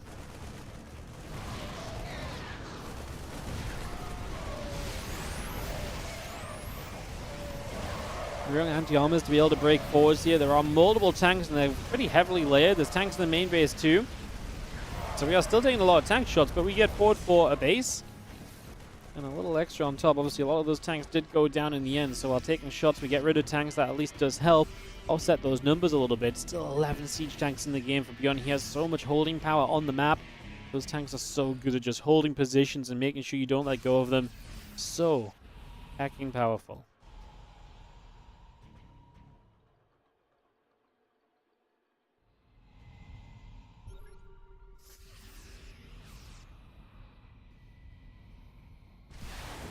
Vikings going to shoot the Raven as the first Raven's taking shots. Marines come in from the bottom right, and tanks are going to get swept. As ByuN actually gets a very good cleanup here. His army supply is dipping, though. The problem of having been behind on workers that little while, that economy lacking, is definitely starting to show a little bit. ByuN's mined so much more, and still has Ravens to show for it as well as he hits the interference matrices. That is huge, and he will go chasing those tanks, trying to evacuate out of there, but I just don't think we're ever going to be able to do enough. A couple of tanks start a siege. Auto-turret to try and tank some shots. The Marines are low HP, but ByuN doesn't have enough left, and that is going to get it done. It is going to be ByuN to win game 1. But man, quite the effort. 21 minutes on Whispers of Gold for this opening map.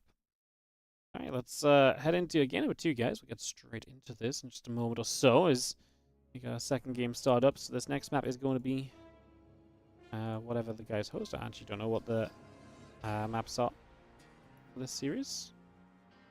So we'll get that figured out. Ley lines, apparently. Yeah, so Shin currently playing against tell you guys with the bracket that Shin's playing against Rex, the ZVZ, on the quarterfinals. The winner of that will play Trap in the round of 4 in the other qualifying matchup. So that will come through. Get this game 2 going in just a second.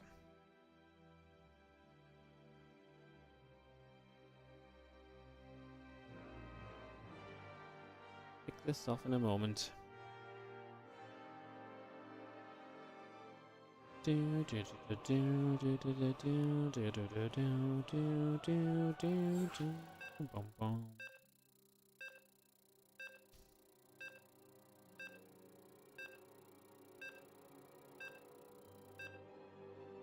Alright, going into ley lines. We've seen this map a lot, so we've seen ley lines a bit, Whispers of Gold a couple of times. The other maps that are not being seen as much. Let's see. We haven't seen Amygdala, El Dorado, or Ultralove. So we've kind of seen 3 maps on repeat at the moment. Plus, we've only seen a couple of series, so not going to read too much into that just yet.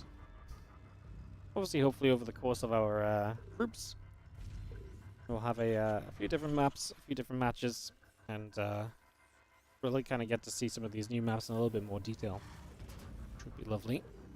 Top right, ByuN is up a game in the TVT, and he's going to go proxy raxing. It's never a new patch, new map, or whatever tournament without doing some aggressive plays, is it?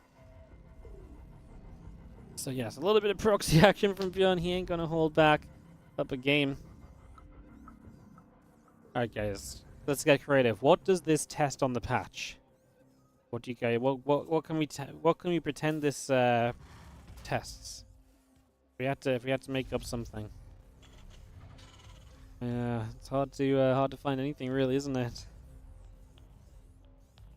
There's no changes, of course.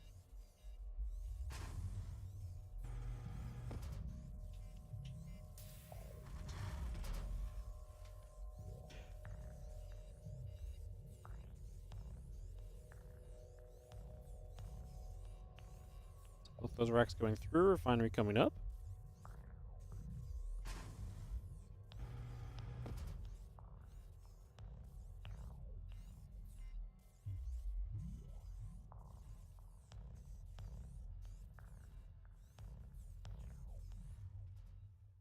Everyone's going about, barracks coming in, and we do obviously see ByuN no scouts, so he's going to be completely blind to this, is unaware of what is happening.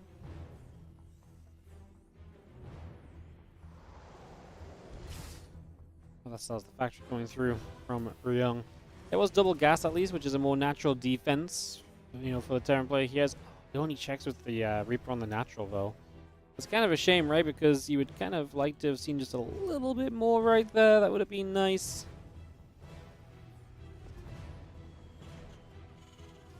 This contested building to salvage change.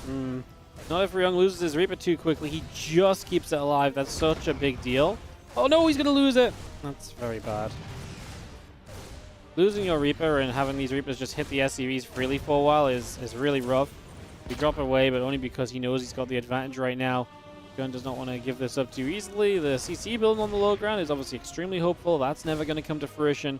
And now 3 pretty healthy Reapers move into the main base. There is a Reaper mixed into all of these SCVs. We hit a grenade on it. We are going to try and catch a good grenade from ByuN, but we do get the kill.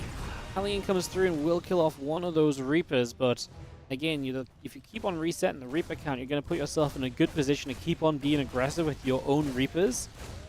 And I feel like 1-for-1 plus extra SCVs there is fine. Now you've got 4 Reapers. We're going to try and go up this ramp as we do have the Hellion obviously going to create issues. That grenade was really bad for ByuN. It actually blasted his Reaper back into Hellion range.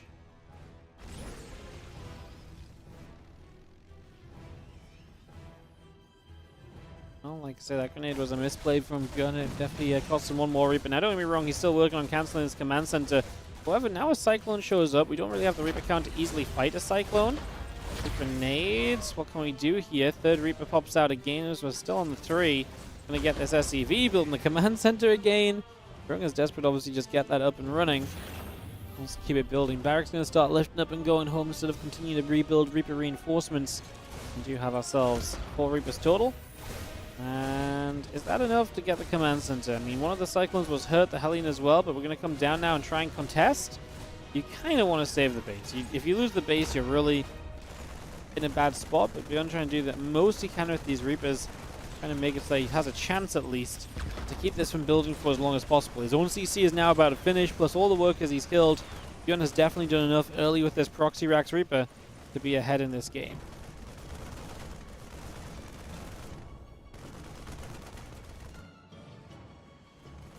Those are the Reapers.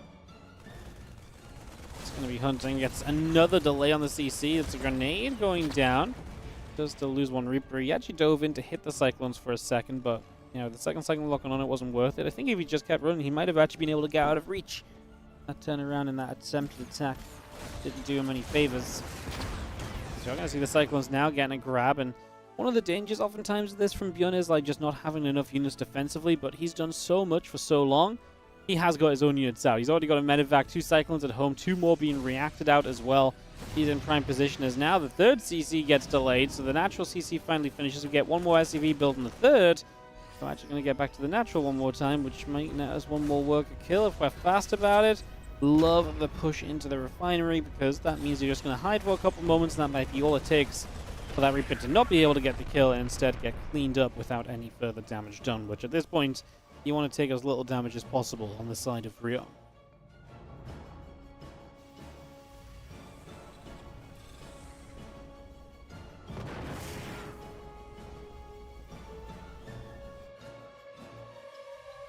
Raven and Interference Matrix still continuing building. Just going to be having ourselves the command center building from ByuN on the corner.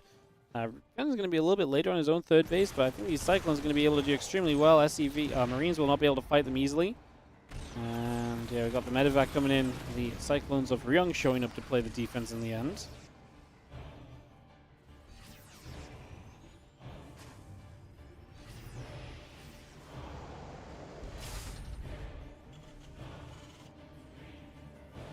Medevac trying to move into the main. Not quite going to be able to just yet.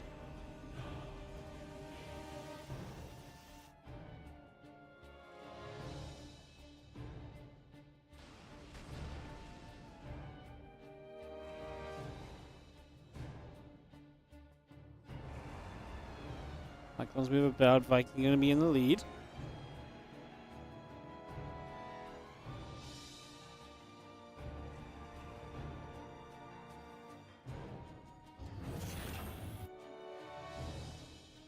Everybody moves Cyclones and the medevac onto the edge. Try and get onto the depot here, and we'll start to whack at it. But we lose one Cyclone. I mean, we're really struggling to get this just because of the fact that the siege tanks have been getting a few shots off, and so ByuN does lose Cyclones just for getting a depot. Not super worthwhile, and ByuN is just stepping up in this game a little bit. Currently down by, what, about 6 workers. Up a slight amount of army supply here. Continuing to play into mech, most notably.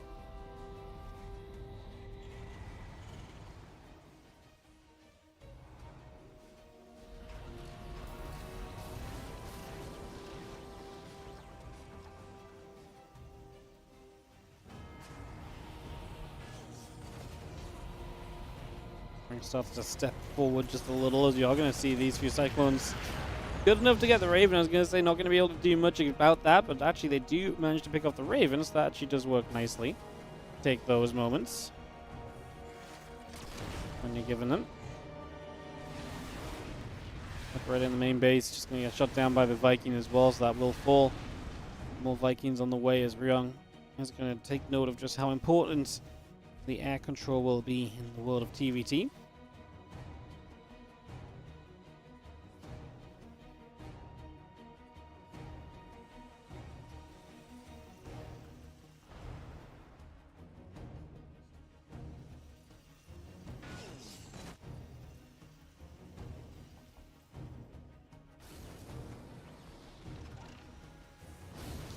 On stem combat. Oh, that's still coming through from ByuN. The couple tanks and the Viking on the way from ByuN is going to just now finish up his armory. So obviously they're pretty late in the game, but that's kind of expected. Mech and upgrades do not necessarily always go hand in hand super early. It's very expensive to build mech units in the first place, and then to build upgrades on top. It adds up. It really does. With the Viking moving out, everything else gathering together for the moment.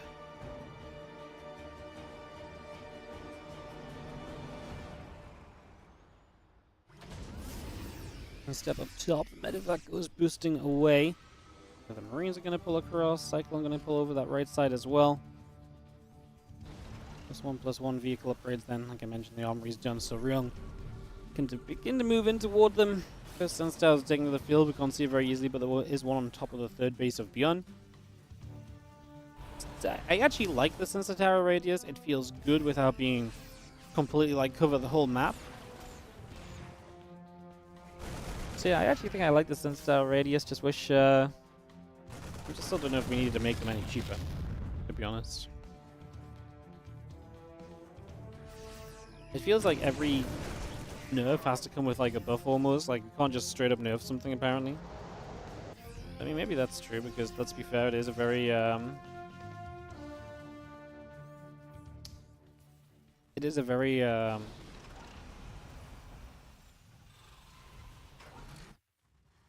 balanced game right now, so you don't want to just straight up nerf things, I suppose. Too heavily, at least. I don't know if Sense Towers would have changed that much. It's nice. Makes the game feel a bit fairer. Anyways, I keep harping on about those. ByuN is moving forward and looking to try for a little bit of opportunity. Forward base will be taken by ByuN. I said I kind of like this map for its opportunities to go forward with your expansions and also to go side to side. We're going to see an example of that now. ByuN is going to be the player kind of moving side to side, and ByuN is going to try and hold more central of an area on the map. Scans coming down from both players as we try to see what's going on.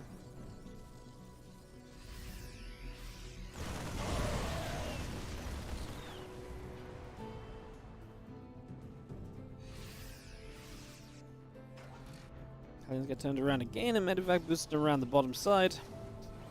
Again, 2-2, about to finish from ByuN. Siege tank coming online, the Vikings and the +1 ship weapons coming in as well. We are going to get here, and a couple of those Hellions get picked away at the Vikings, and the Raven overhead continue to come through also.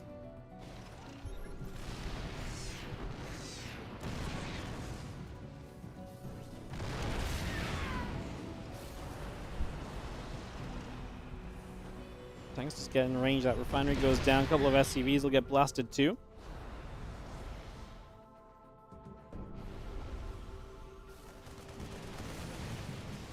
There we go. The Marines is going to drop into this mineral line. 15 SCVs as ByuN with a big drop does major damage. It's going to be a big step in the right direction for him already, as we do have the orbital still floating up overhead. The armory going to go down. Some Vikings stepping over. Going to be aiming for the medevacs as the anti-arm missile drops down onto a lot of the bio units there. We are going to, go for the cleanup, but honestly, ByuN just steps up and he's going to get another siege tank, if nothing else. I mean, multiple tanks going down. ByuN's defense is not exactly doing great. Being cleaned out of this position in the first place is rough, and ByuN is still holding that upper left-hand spot.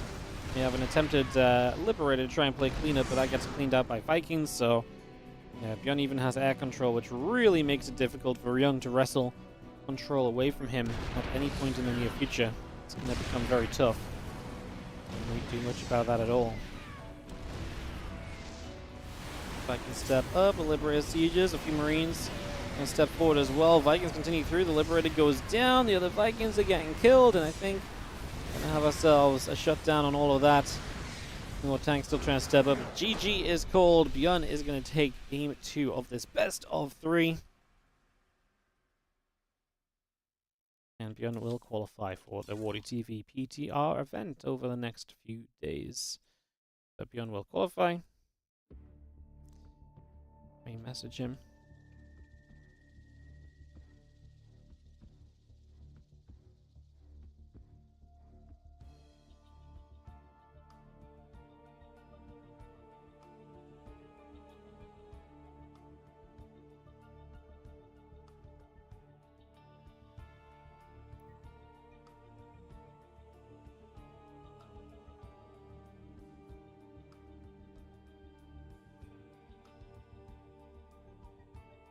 Alright. So ByuN confirmed himself as one of our players.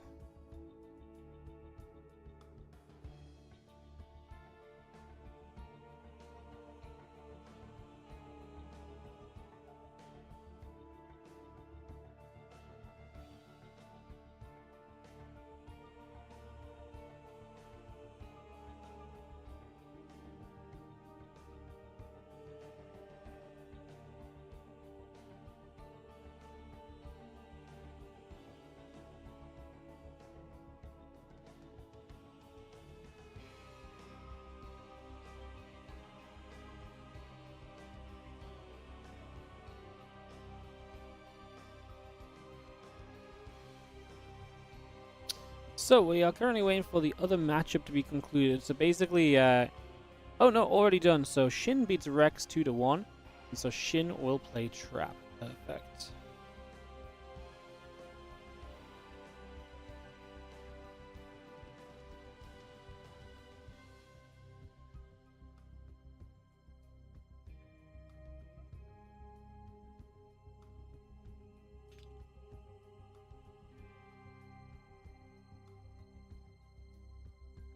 Gonna kick this off in a few moments, guys, as we're gonna go to Snowpiercer for our map.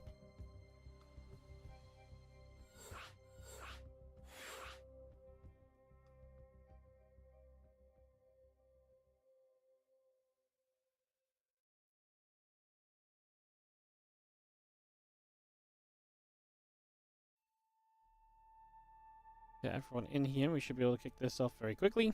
Get this underway. Zale Singh, thank you so much for the 21-month resub on the Prime. Appreciate it. Take my sub, please. Absolutely, buddy. Thank you so much for the resub. Welcome back. As we get ready to go. At least here to watch me because I have food on my plate. Thank you so much for the resub, mate. Appreciate it. As we get ready to go in game. Mate, you're not getting any, but you can look good for the stream. Yeah. Someone yesterday, Ellie, was complaining that they don't think their subs go towards you, but I don't think you're here enough to generate any subscriptions, honestly. Quite frankly. Now, this Snowpiercer map seems to be very popular as well as we enter game one of what's going to be our final best of 3 today, guys. Obviously, we've moved pretty quickly through the game so far.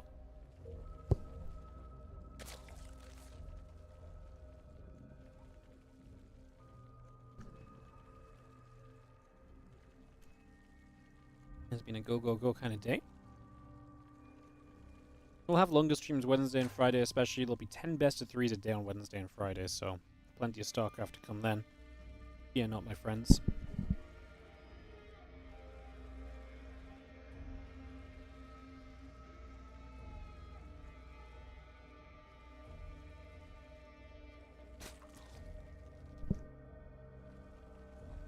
Shin up at right, Trap bottom left. Let's see where this game takes us.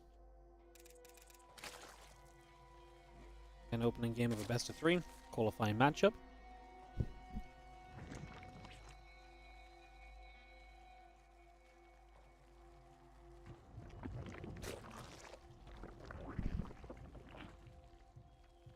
I'll just preface this by saying that we do have some invite slots open. It's very likely you'll see both Shin and Trap in the main tournament.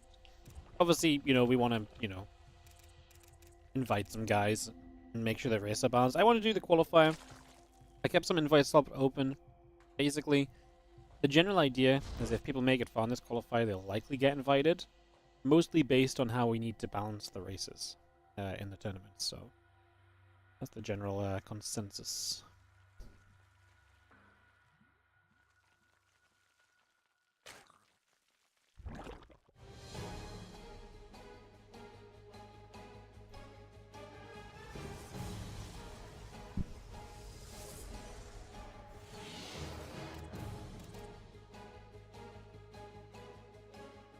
PvZ is an interesting one.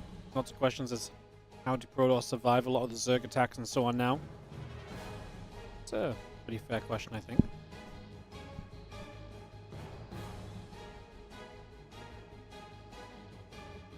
I think just a lot of emphasis on Protoss matchups in general.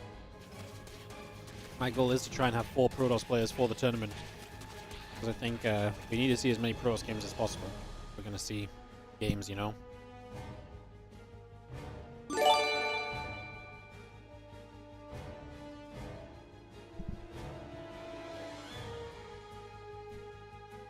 Dilly Swags with the Prime sub. Thank you so much, mate. Appreciate it.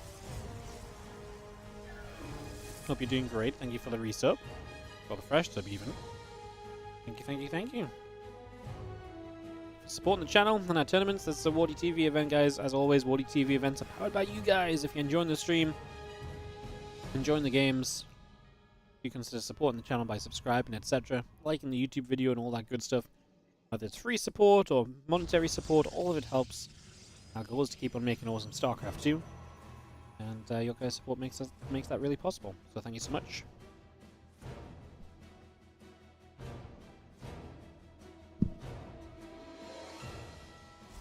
Is all the doom and gloom justified?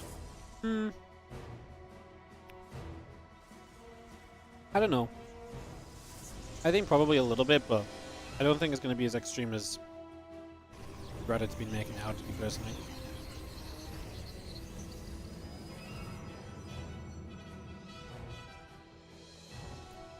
I just don't think it would have been a bad thing to give pros a bit more of a buff in general, though, to be honest.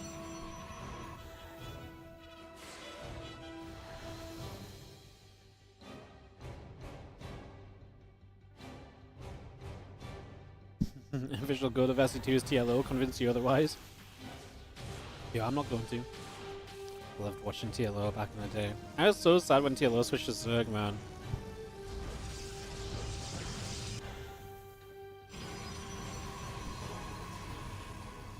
Still loved watching him play, but man, I just loved watching his Terran.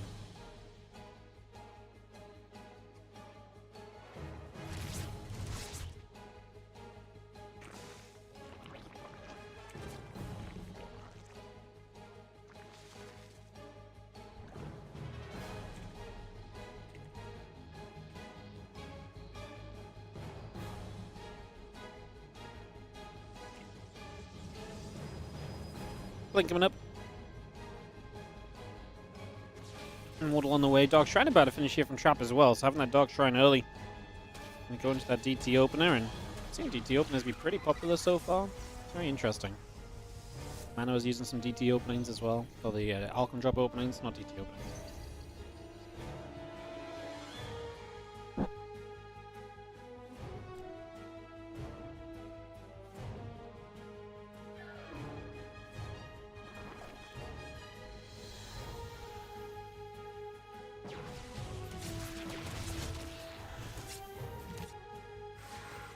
Trying to utilize the Prism. As Adept gets through, I'm actually going to be able to get rid of a couple of drones already.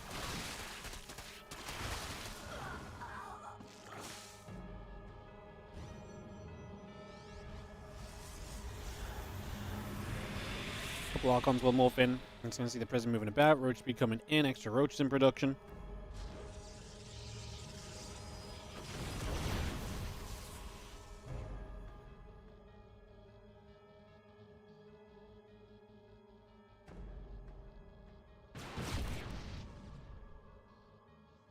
The Super Depot is super random.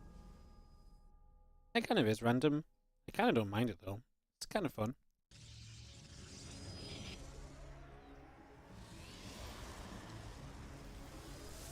Has the chance to be sometimes meaningful. A lot of the time I don't think it's going to matter if it's meaningful, you know. When it's not meaningful, I don't think it matters. When it is meaningful, I think it's only in a fun way. So, yeah.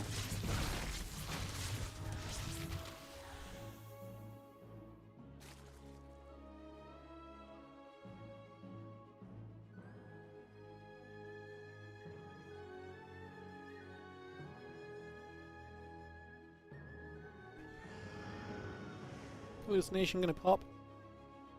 I'm gonna move out. Stalkers, Sentries, and Mortals moving around. Extra Ravagers morphing in. And get set up right here.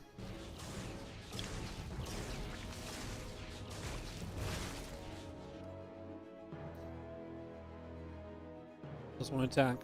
Charge on the way. Temple Archives coming online.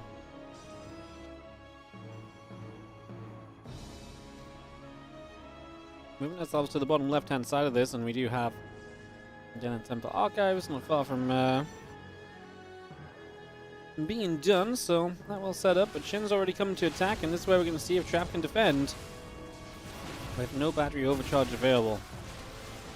His battery's going to be depowered to start. It's not exactly a pretty start at all. A couple of DTs are going to move up into that army. I don't think there's detection here actually for Shin, so DTs will be pretty darn good. As you push this away to the left-hand side, the other units on the right trying to figure out where to come from. A few Roaches slip into the natural and main. I recall a few Stalkers in the main to deal with this. DT there as well. I mean, lack of Overseers is probably the biggest issue so far. We will have Overseers for round 2 of this, but this supply is already closer than it was, so steps in the right direction. We do have less force fields available now than we had previously. Trap is going to have DT stepping forward. Obviously, he can overcharge these batteries as well if he needs to give them some more energy back. He has just done that, I believe, so some energy being given back. We'll see the Roach Ravager stepping up once more. The Archon's taking some more damage, having to jump back into the Prism. The battery in the back gets energy back once again. But yeah, that's going to be the issue. Obviously, you get corrosive bar down. Doesn't matter if you give them energy back or not then. Force fields will come through. The Archon's actually still going to have battery healing from the bottom side still. Prism, we're going to micro the Immortals. Remember, Immortals generally do less DPS now. They shoot less often. But this is a defense from Trap. He is going to make a hold. He is going to defend. And that's a beautiful defense as well, as Shin is going to say GG's. And Trap is going to take game 1 of this best of 3. Beautiful stuff as we head to game 2 here in just a moment.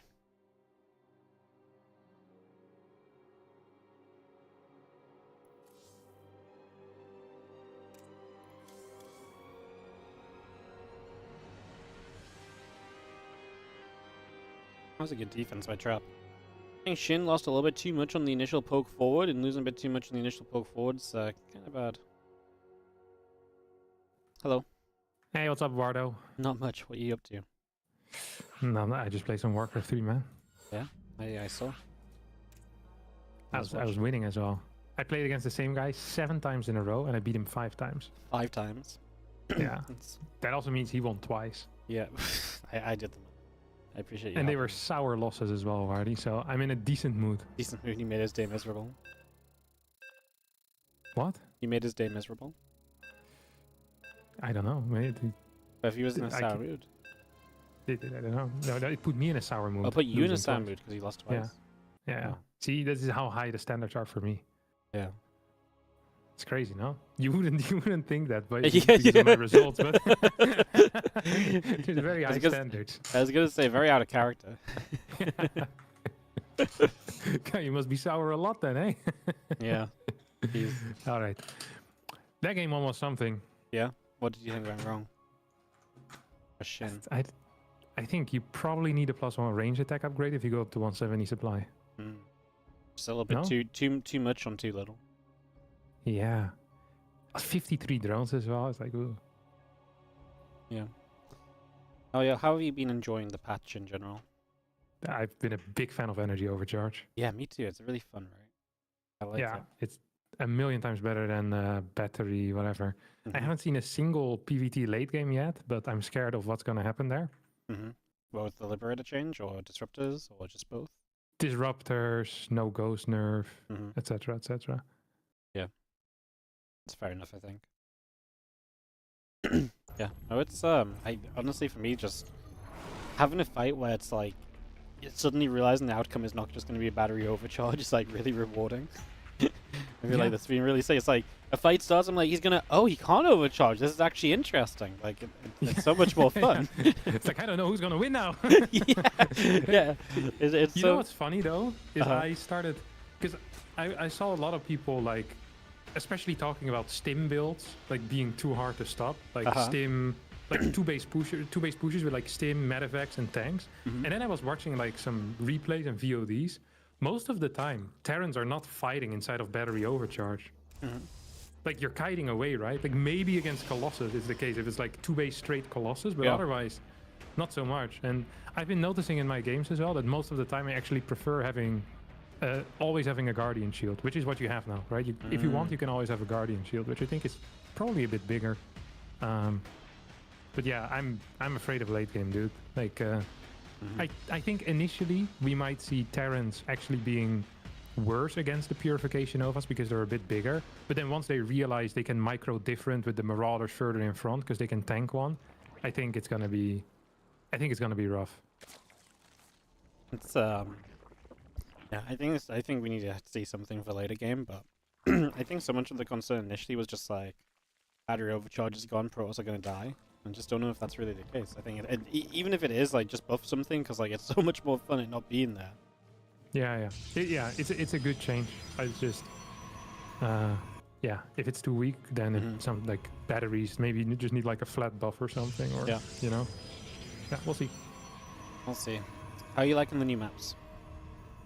I'm a I'm a very conservative person, Wardy. Yeah. Yeah. I hate everything that's happening currently, but I also hate if something new happens. So, new maps there are the bane of my existence. Okay. Okay. Is that your excuse for all the TLMCs I invited you to that you didn't win? Yeah. No, it's just I can't do it. It's just I feel like my mechanics get so much worse on new maps compared to old maps. I just get frustrated the entire time. So usually, I usually only judge maps after I've played like 100 games on each or so, and then I can have like a decent feeling what I think. But before that, not so much. Wow, I can't believe you've not played 100 games on each of the new maps already. No. You're out here playing Warcraft. You haven't played 600 games on the PTR yet. Oh. Yeah, I know it's bad. It's not a good look, but it happens to the best. All right. What do we have here? We have, what is he playing? Sentry Twilight. I didn't see the opener last game. Is this the same? I didn't see the opener last game. I was a bit distracted. I was replying to this guy asking to cast with me. I hate to see it. This seems like an invented build, like on the spot. He's not building probes on the natural. He's gonna go Glaives. He's not building probes in the main either, actually. So he's just going to prioritize getting gates down and getting Glaives going aggressively, but only on 3 gates. No Robo. Yeah, I have no clue what this is. This seems like a legitimately awful build. Shin is also building 20 links right now, which looks really cool if the other guy is going to take a Nexus. But if there's no Nexus, then you're just going to be bumping into a wall. So good luck with that.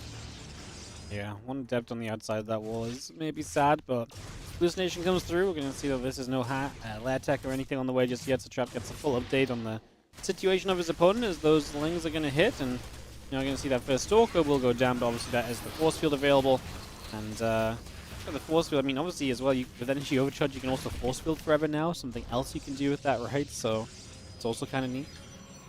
Yeah, I mean, he should never die. Like, this is just a third killer move. He thought there was going to be a third, of like a single Sentry, a Stalker, Adept or something like that, but it's not at all the case. I actually think the battery here is super overkill. This is absolutely not necessary. So I'm kind of sad to see that even here. Second Hallucination now is going to be used. I'm not sure what extra information he's going to be getting. Maybe he wants to see whether it's going to be like single gas Baneling defense or a Roach defense. The problem with this build is that the push is just going to hit so much weaker than an actual Glaive Adept attack, and you also don't have a Nexus with it. So yes, the scouting is nice, but imagine if Shin just had built a crap ton of drones and then a crap ton of links. Shin would be up like 7-8 workers. Even now, I think with pure Link Queen, if you pull the drones away here, you're probably going to be in a fine position. Well, these Adepts going to get a little cancel. And obviously you can threaten the shade toward the natural / main, but there's plenty of lings over there, so these Adepts have to just pull back. Dark Shrine's on the way, the Prism coming up as well, so you can reinforce across the map, and we take the third base behind this aggression. It'd be nice if Shin can maybe split a few units off to try and pressure that, but obviously tough when you're dealing with the Adepts at home as well. Yeah, honestly, I'm not loving the build. I don't mind the position as much that Trap is in. Don't forget, by the way, Spores also 100 HP less. Yeah, so you can right-clicking them with DTs. Yeah. It's pretty sick, no? Finally, DTs are good again. Yes, that's gonna change it. This is the missing factor. This is actually a nice move here. He's gonna right-click the Queen first. Now we'll head over to the Spore. Spore instantly on Burrows. Quick response here out of Shin. Needs to move these drones around a little bit. That was not correct control. Now he still gets it. We have the Prism showing up, but the Spore falls. There is a second Spore in the natural, so that can move over. New Spores need to be built in both main and natural. As a result, 10 drones end up falling, and yes, I'm loving this position for Trap. I think it's a very, very good position. That doesn't change my mind about the build, though, Wardy. Don't even get confused here. Well, yeah, no, he's making it work. It's just not necessarily being, you can make something look good without it actually having been good in the first place, right? So doing that as the Spore goes down here as well. Still no lairs, so without detection, these DTs will continue to rule. And yeah, DTs are just going to have the time of their lives. So 14 drones killed. A lot of the time, drones have been running around crazy. We're oversaturated on that third base as well, because Shin is just being kept in that chaotic of a situation. I'm going to say that DT, I don't know how it got away. I thought it was out of reach in the first place. Then it wasn't. Then it got away anyway. Yeah. It might still end up falling here, so Shin is gonna try to go in for a surround shoot, just put his spore at the very edge here, and then really just hold position around this bad boy. Low ground spore might have actually given enough detection, but okay. He's gonna clean it up. Look at the situation overall, right? 23 workers have fallen. Or sorry, 28 in total, 23 in the past half a minute. We're still in a situation right now where the supplies are relatively even, 56 workers to 54. I'm not saying that Shin is in a good position, but if Shin didn't build 25 links in the early game randomly and then didn't take this much damage, like, the position sucks, and that's usually how you kind of judge builds. Should Trap be capable of dealing this amount of damage every single game? Most likely not. The really nice thing about this, though, is that he has full info. So he sees the lack of a fort base here. And now Trap knows, hey, I don't actually need to push into you. You probably, if anything, need to push into me. I might want to just take some extra gases in my third base. I'm doing a little bit of harassment here with the Adept. The only thing that Shin has going for him is... I thought there was something was gonna pop up, but honestly, I don't really see much. Maybe the unscouted Spire? Is that something he has going for him, Wardy? Yeah, I mean, that's one way to get back in the game, right? If you can get the Spire up and running. 4 Mutas? Yeah. All 4. Well, while Trap's attacking him. I mean, if Trap wasn't attacking and you had a bit of time, a bit more gas, then sure, but obviously Trap is going to attack, so you're never going to put that Spire into play. Full idea in some circumstances. The Prism does not go down, dodges those bars, so that's another annoyance, as Immortals will be microable, and the majority of this should just get cleaned up. This is too powerful for Trap Army, too much damage done early, and Trap is going to sweep 2-0. Yeah, very neat. Lovely to see. ByuN is in the finals, right? Yeah, but there's no finals. The top 2 just qualify. What? This is the final game? Yeah. You showed up as late as possible. Yeah, While still showing up. Yeah, Yeah. true. Well, a lame way to end this. GG. How about you don't tell them about it, you just let them play? I already told ByuN he's done. He's gone. Oh. No. ByuN disappeared a while ago, mate. Alright, well, good game though, nonetheless. I liked it. Good game. Jesus, Shin had 620 APM. He might be the fastest player in the world, Wardy. I think. That's crazy. So what are you gonna do now? Me? I'm gonna call it a day. I'm gonna have an early day. I don't know. Early day? You have no other stuff planned? Nothing. This was my stream for the day. Oh wow, hate to see it. I could stream something that isn't StarCraft, but I could stream a ladder game. How about you stream a ladder game? A single ladder The people game. want it. That's what The people would absolutely want it, yeah, I know. Yeah. That they want it until they see how it looks. And then they don't want it. No, you're fine. Alright, I'm out as well then. Right. See you later, buddy. Bye, mate. Thanks for the awesome cast. Bye-bye. Bye. Alright, guys. Hello. How we doing? That is it for the day. As that basically just means that ByuN and Trap both qualify through, so they make it to the next step. So congrats to them.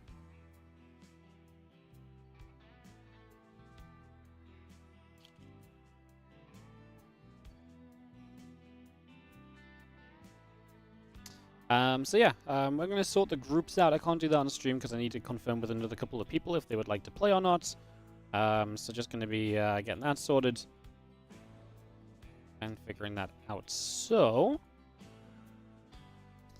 yeah, thank you so much for joining us today, guys. It's been a pleasure to be here with you all.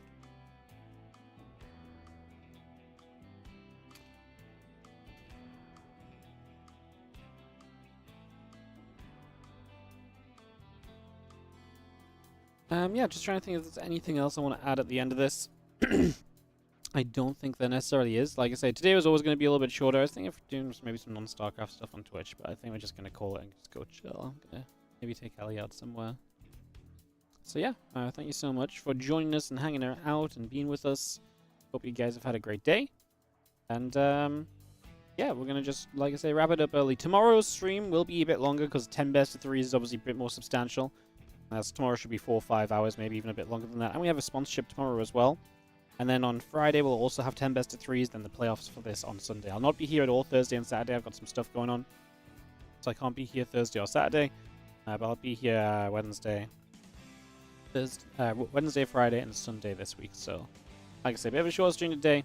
I will run a couple of ads just on the outro, guys, on both YouTube and Twitch on YouTube, it will just go offline. On Twitch, we will raid at some point. So, yeah.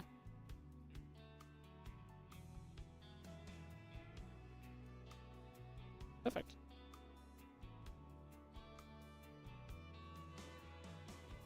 Perfecto. I guess I'm just messaging a couple of players around.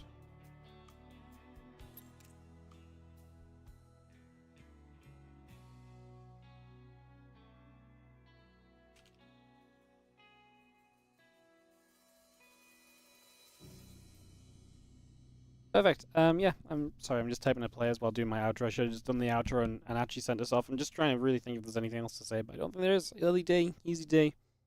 No finals, no. It's just top 2 qualify. So yeah, top 2 qualify. There's no finals, no prize money today for the finals or anything. Just top 2 qualify, and that will be that.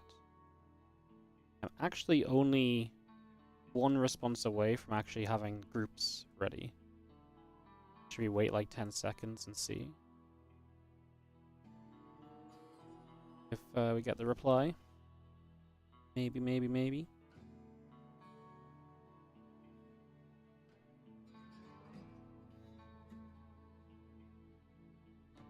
If you are a pro player that played in this tournament today, check your Discord. You may have been invited to the tournament.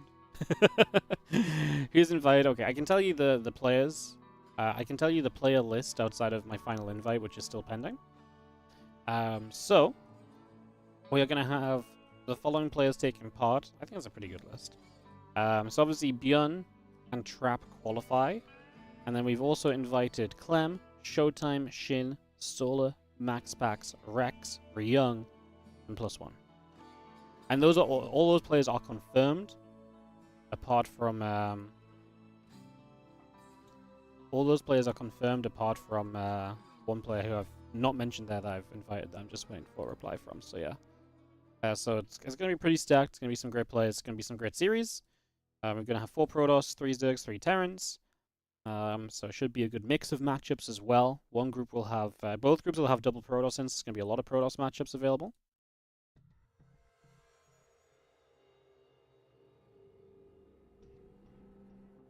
So yeah, that's going to be what's going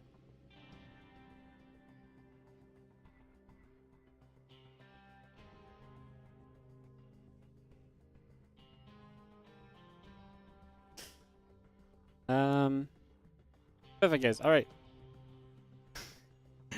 The final player is going to be Mana. He just replied to me. So Mana's going to be the final player. I need one other guy to actually tell me if they can do both the days. So I can't make full groups just yet.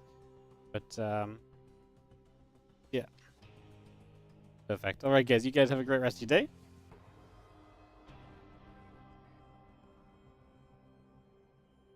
And I'll see you guys next time. Sevad's on the outro as mentioned. I'll see you guys on tomorrow's game matches. The groups will be up on the Wikipedia soon enough, I'm sure.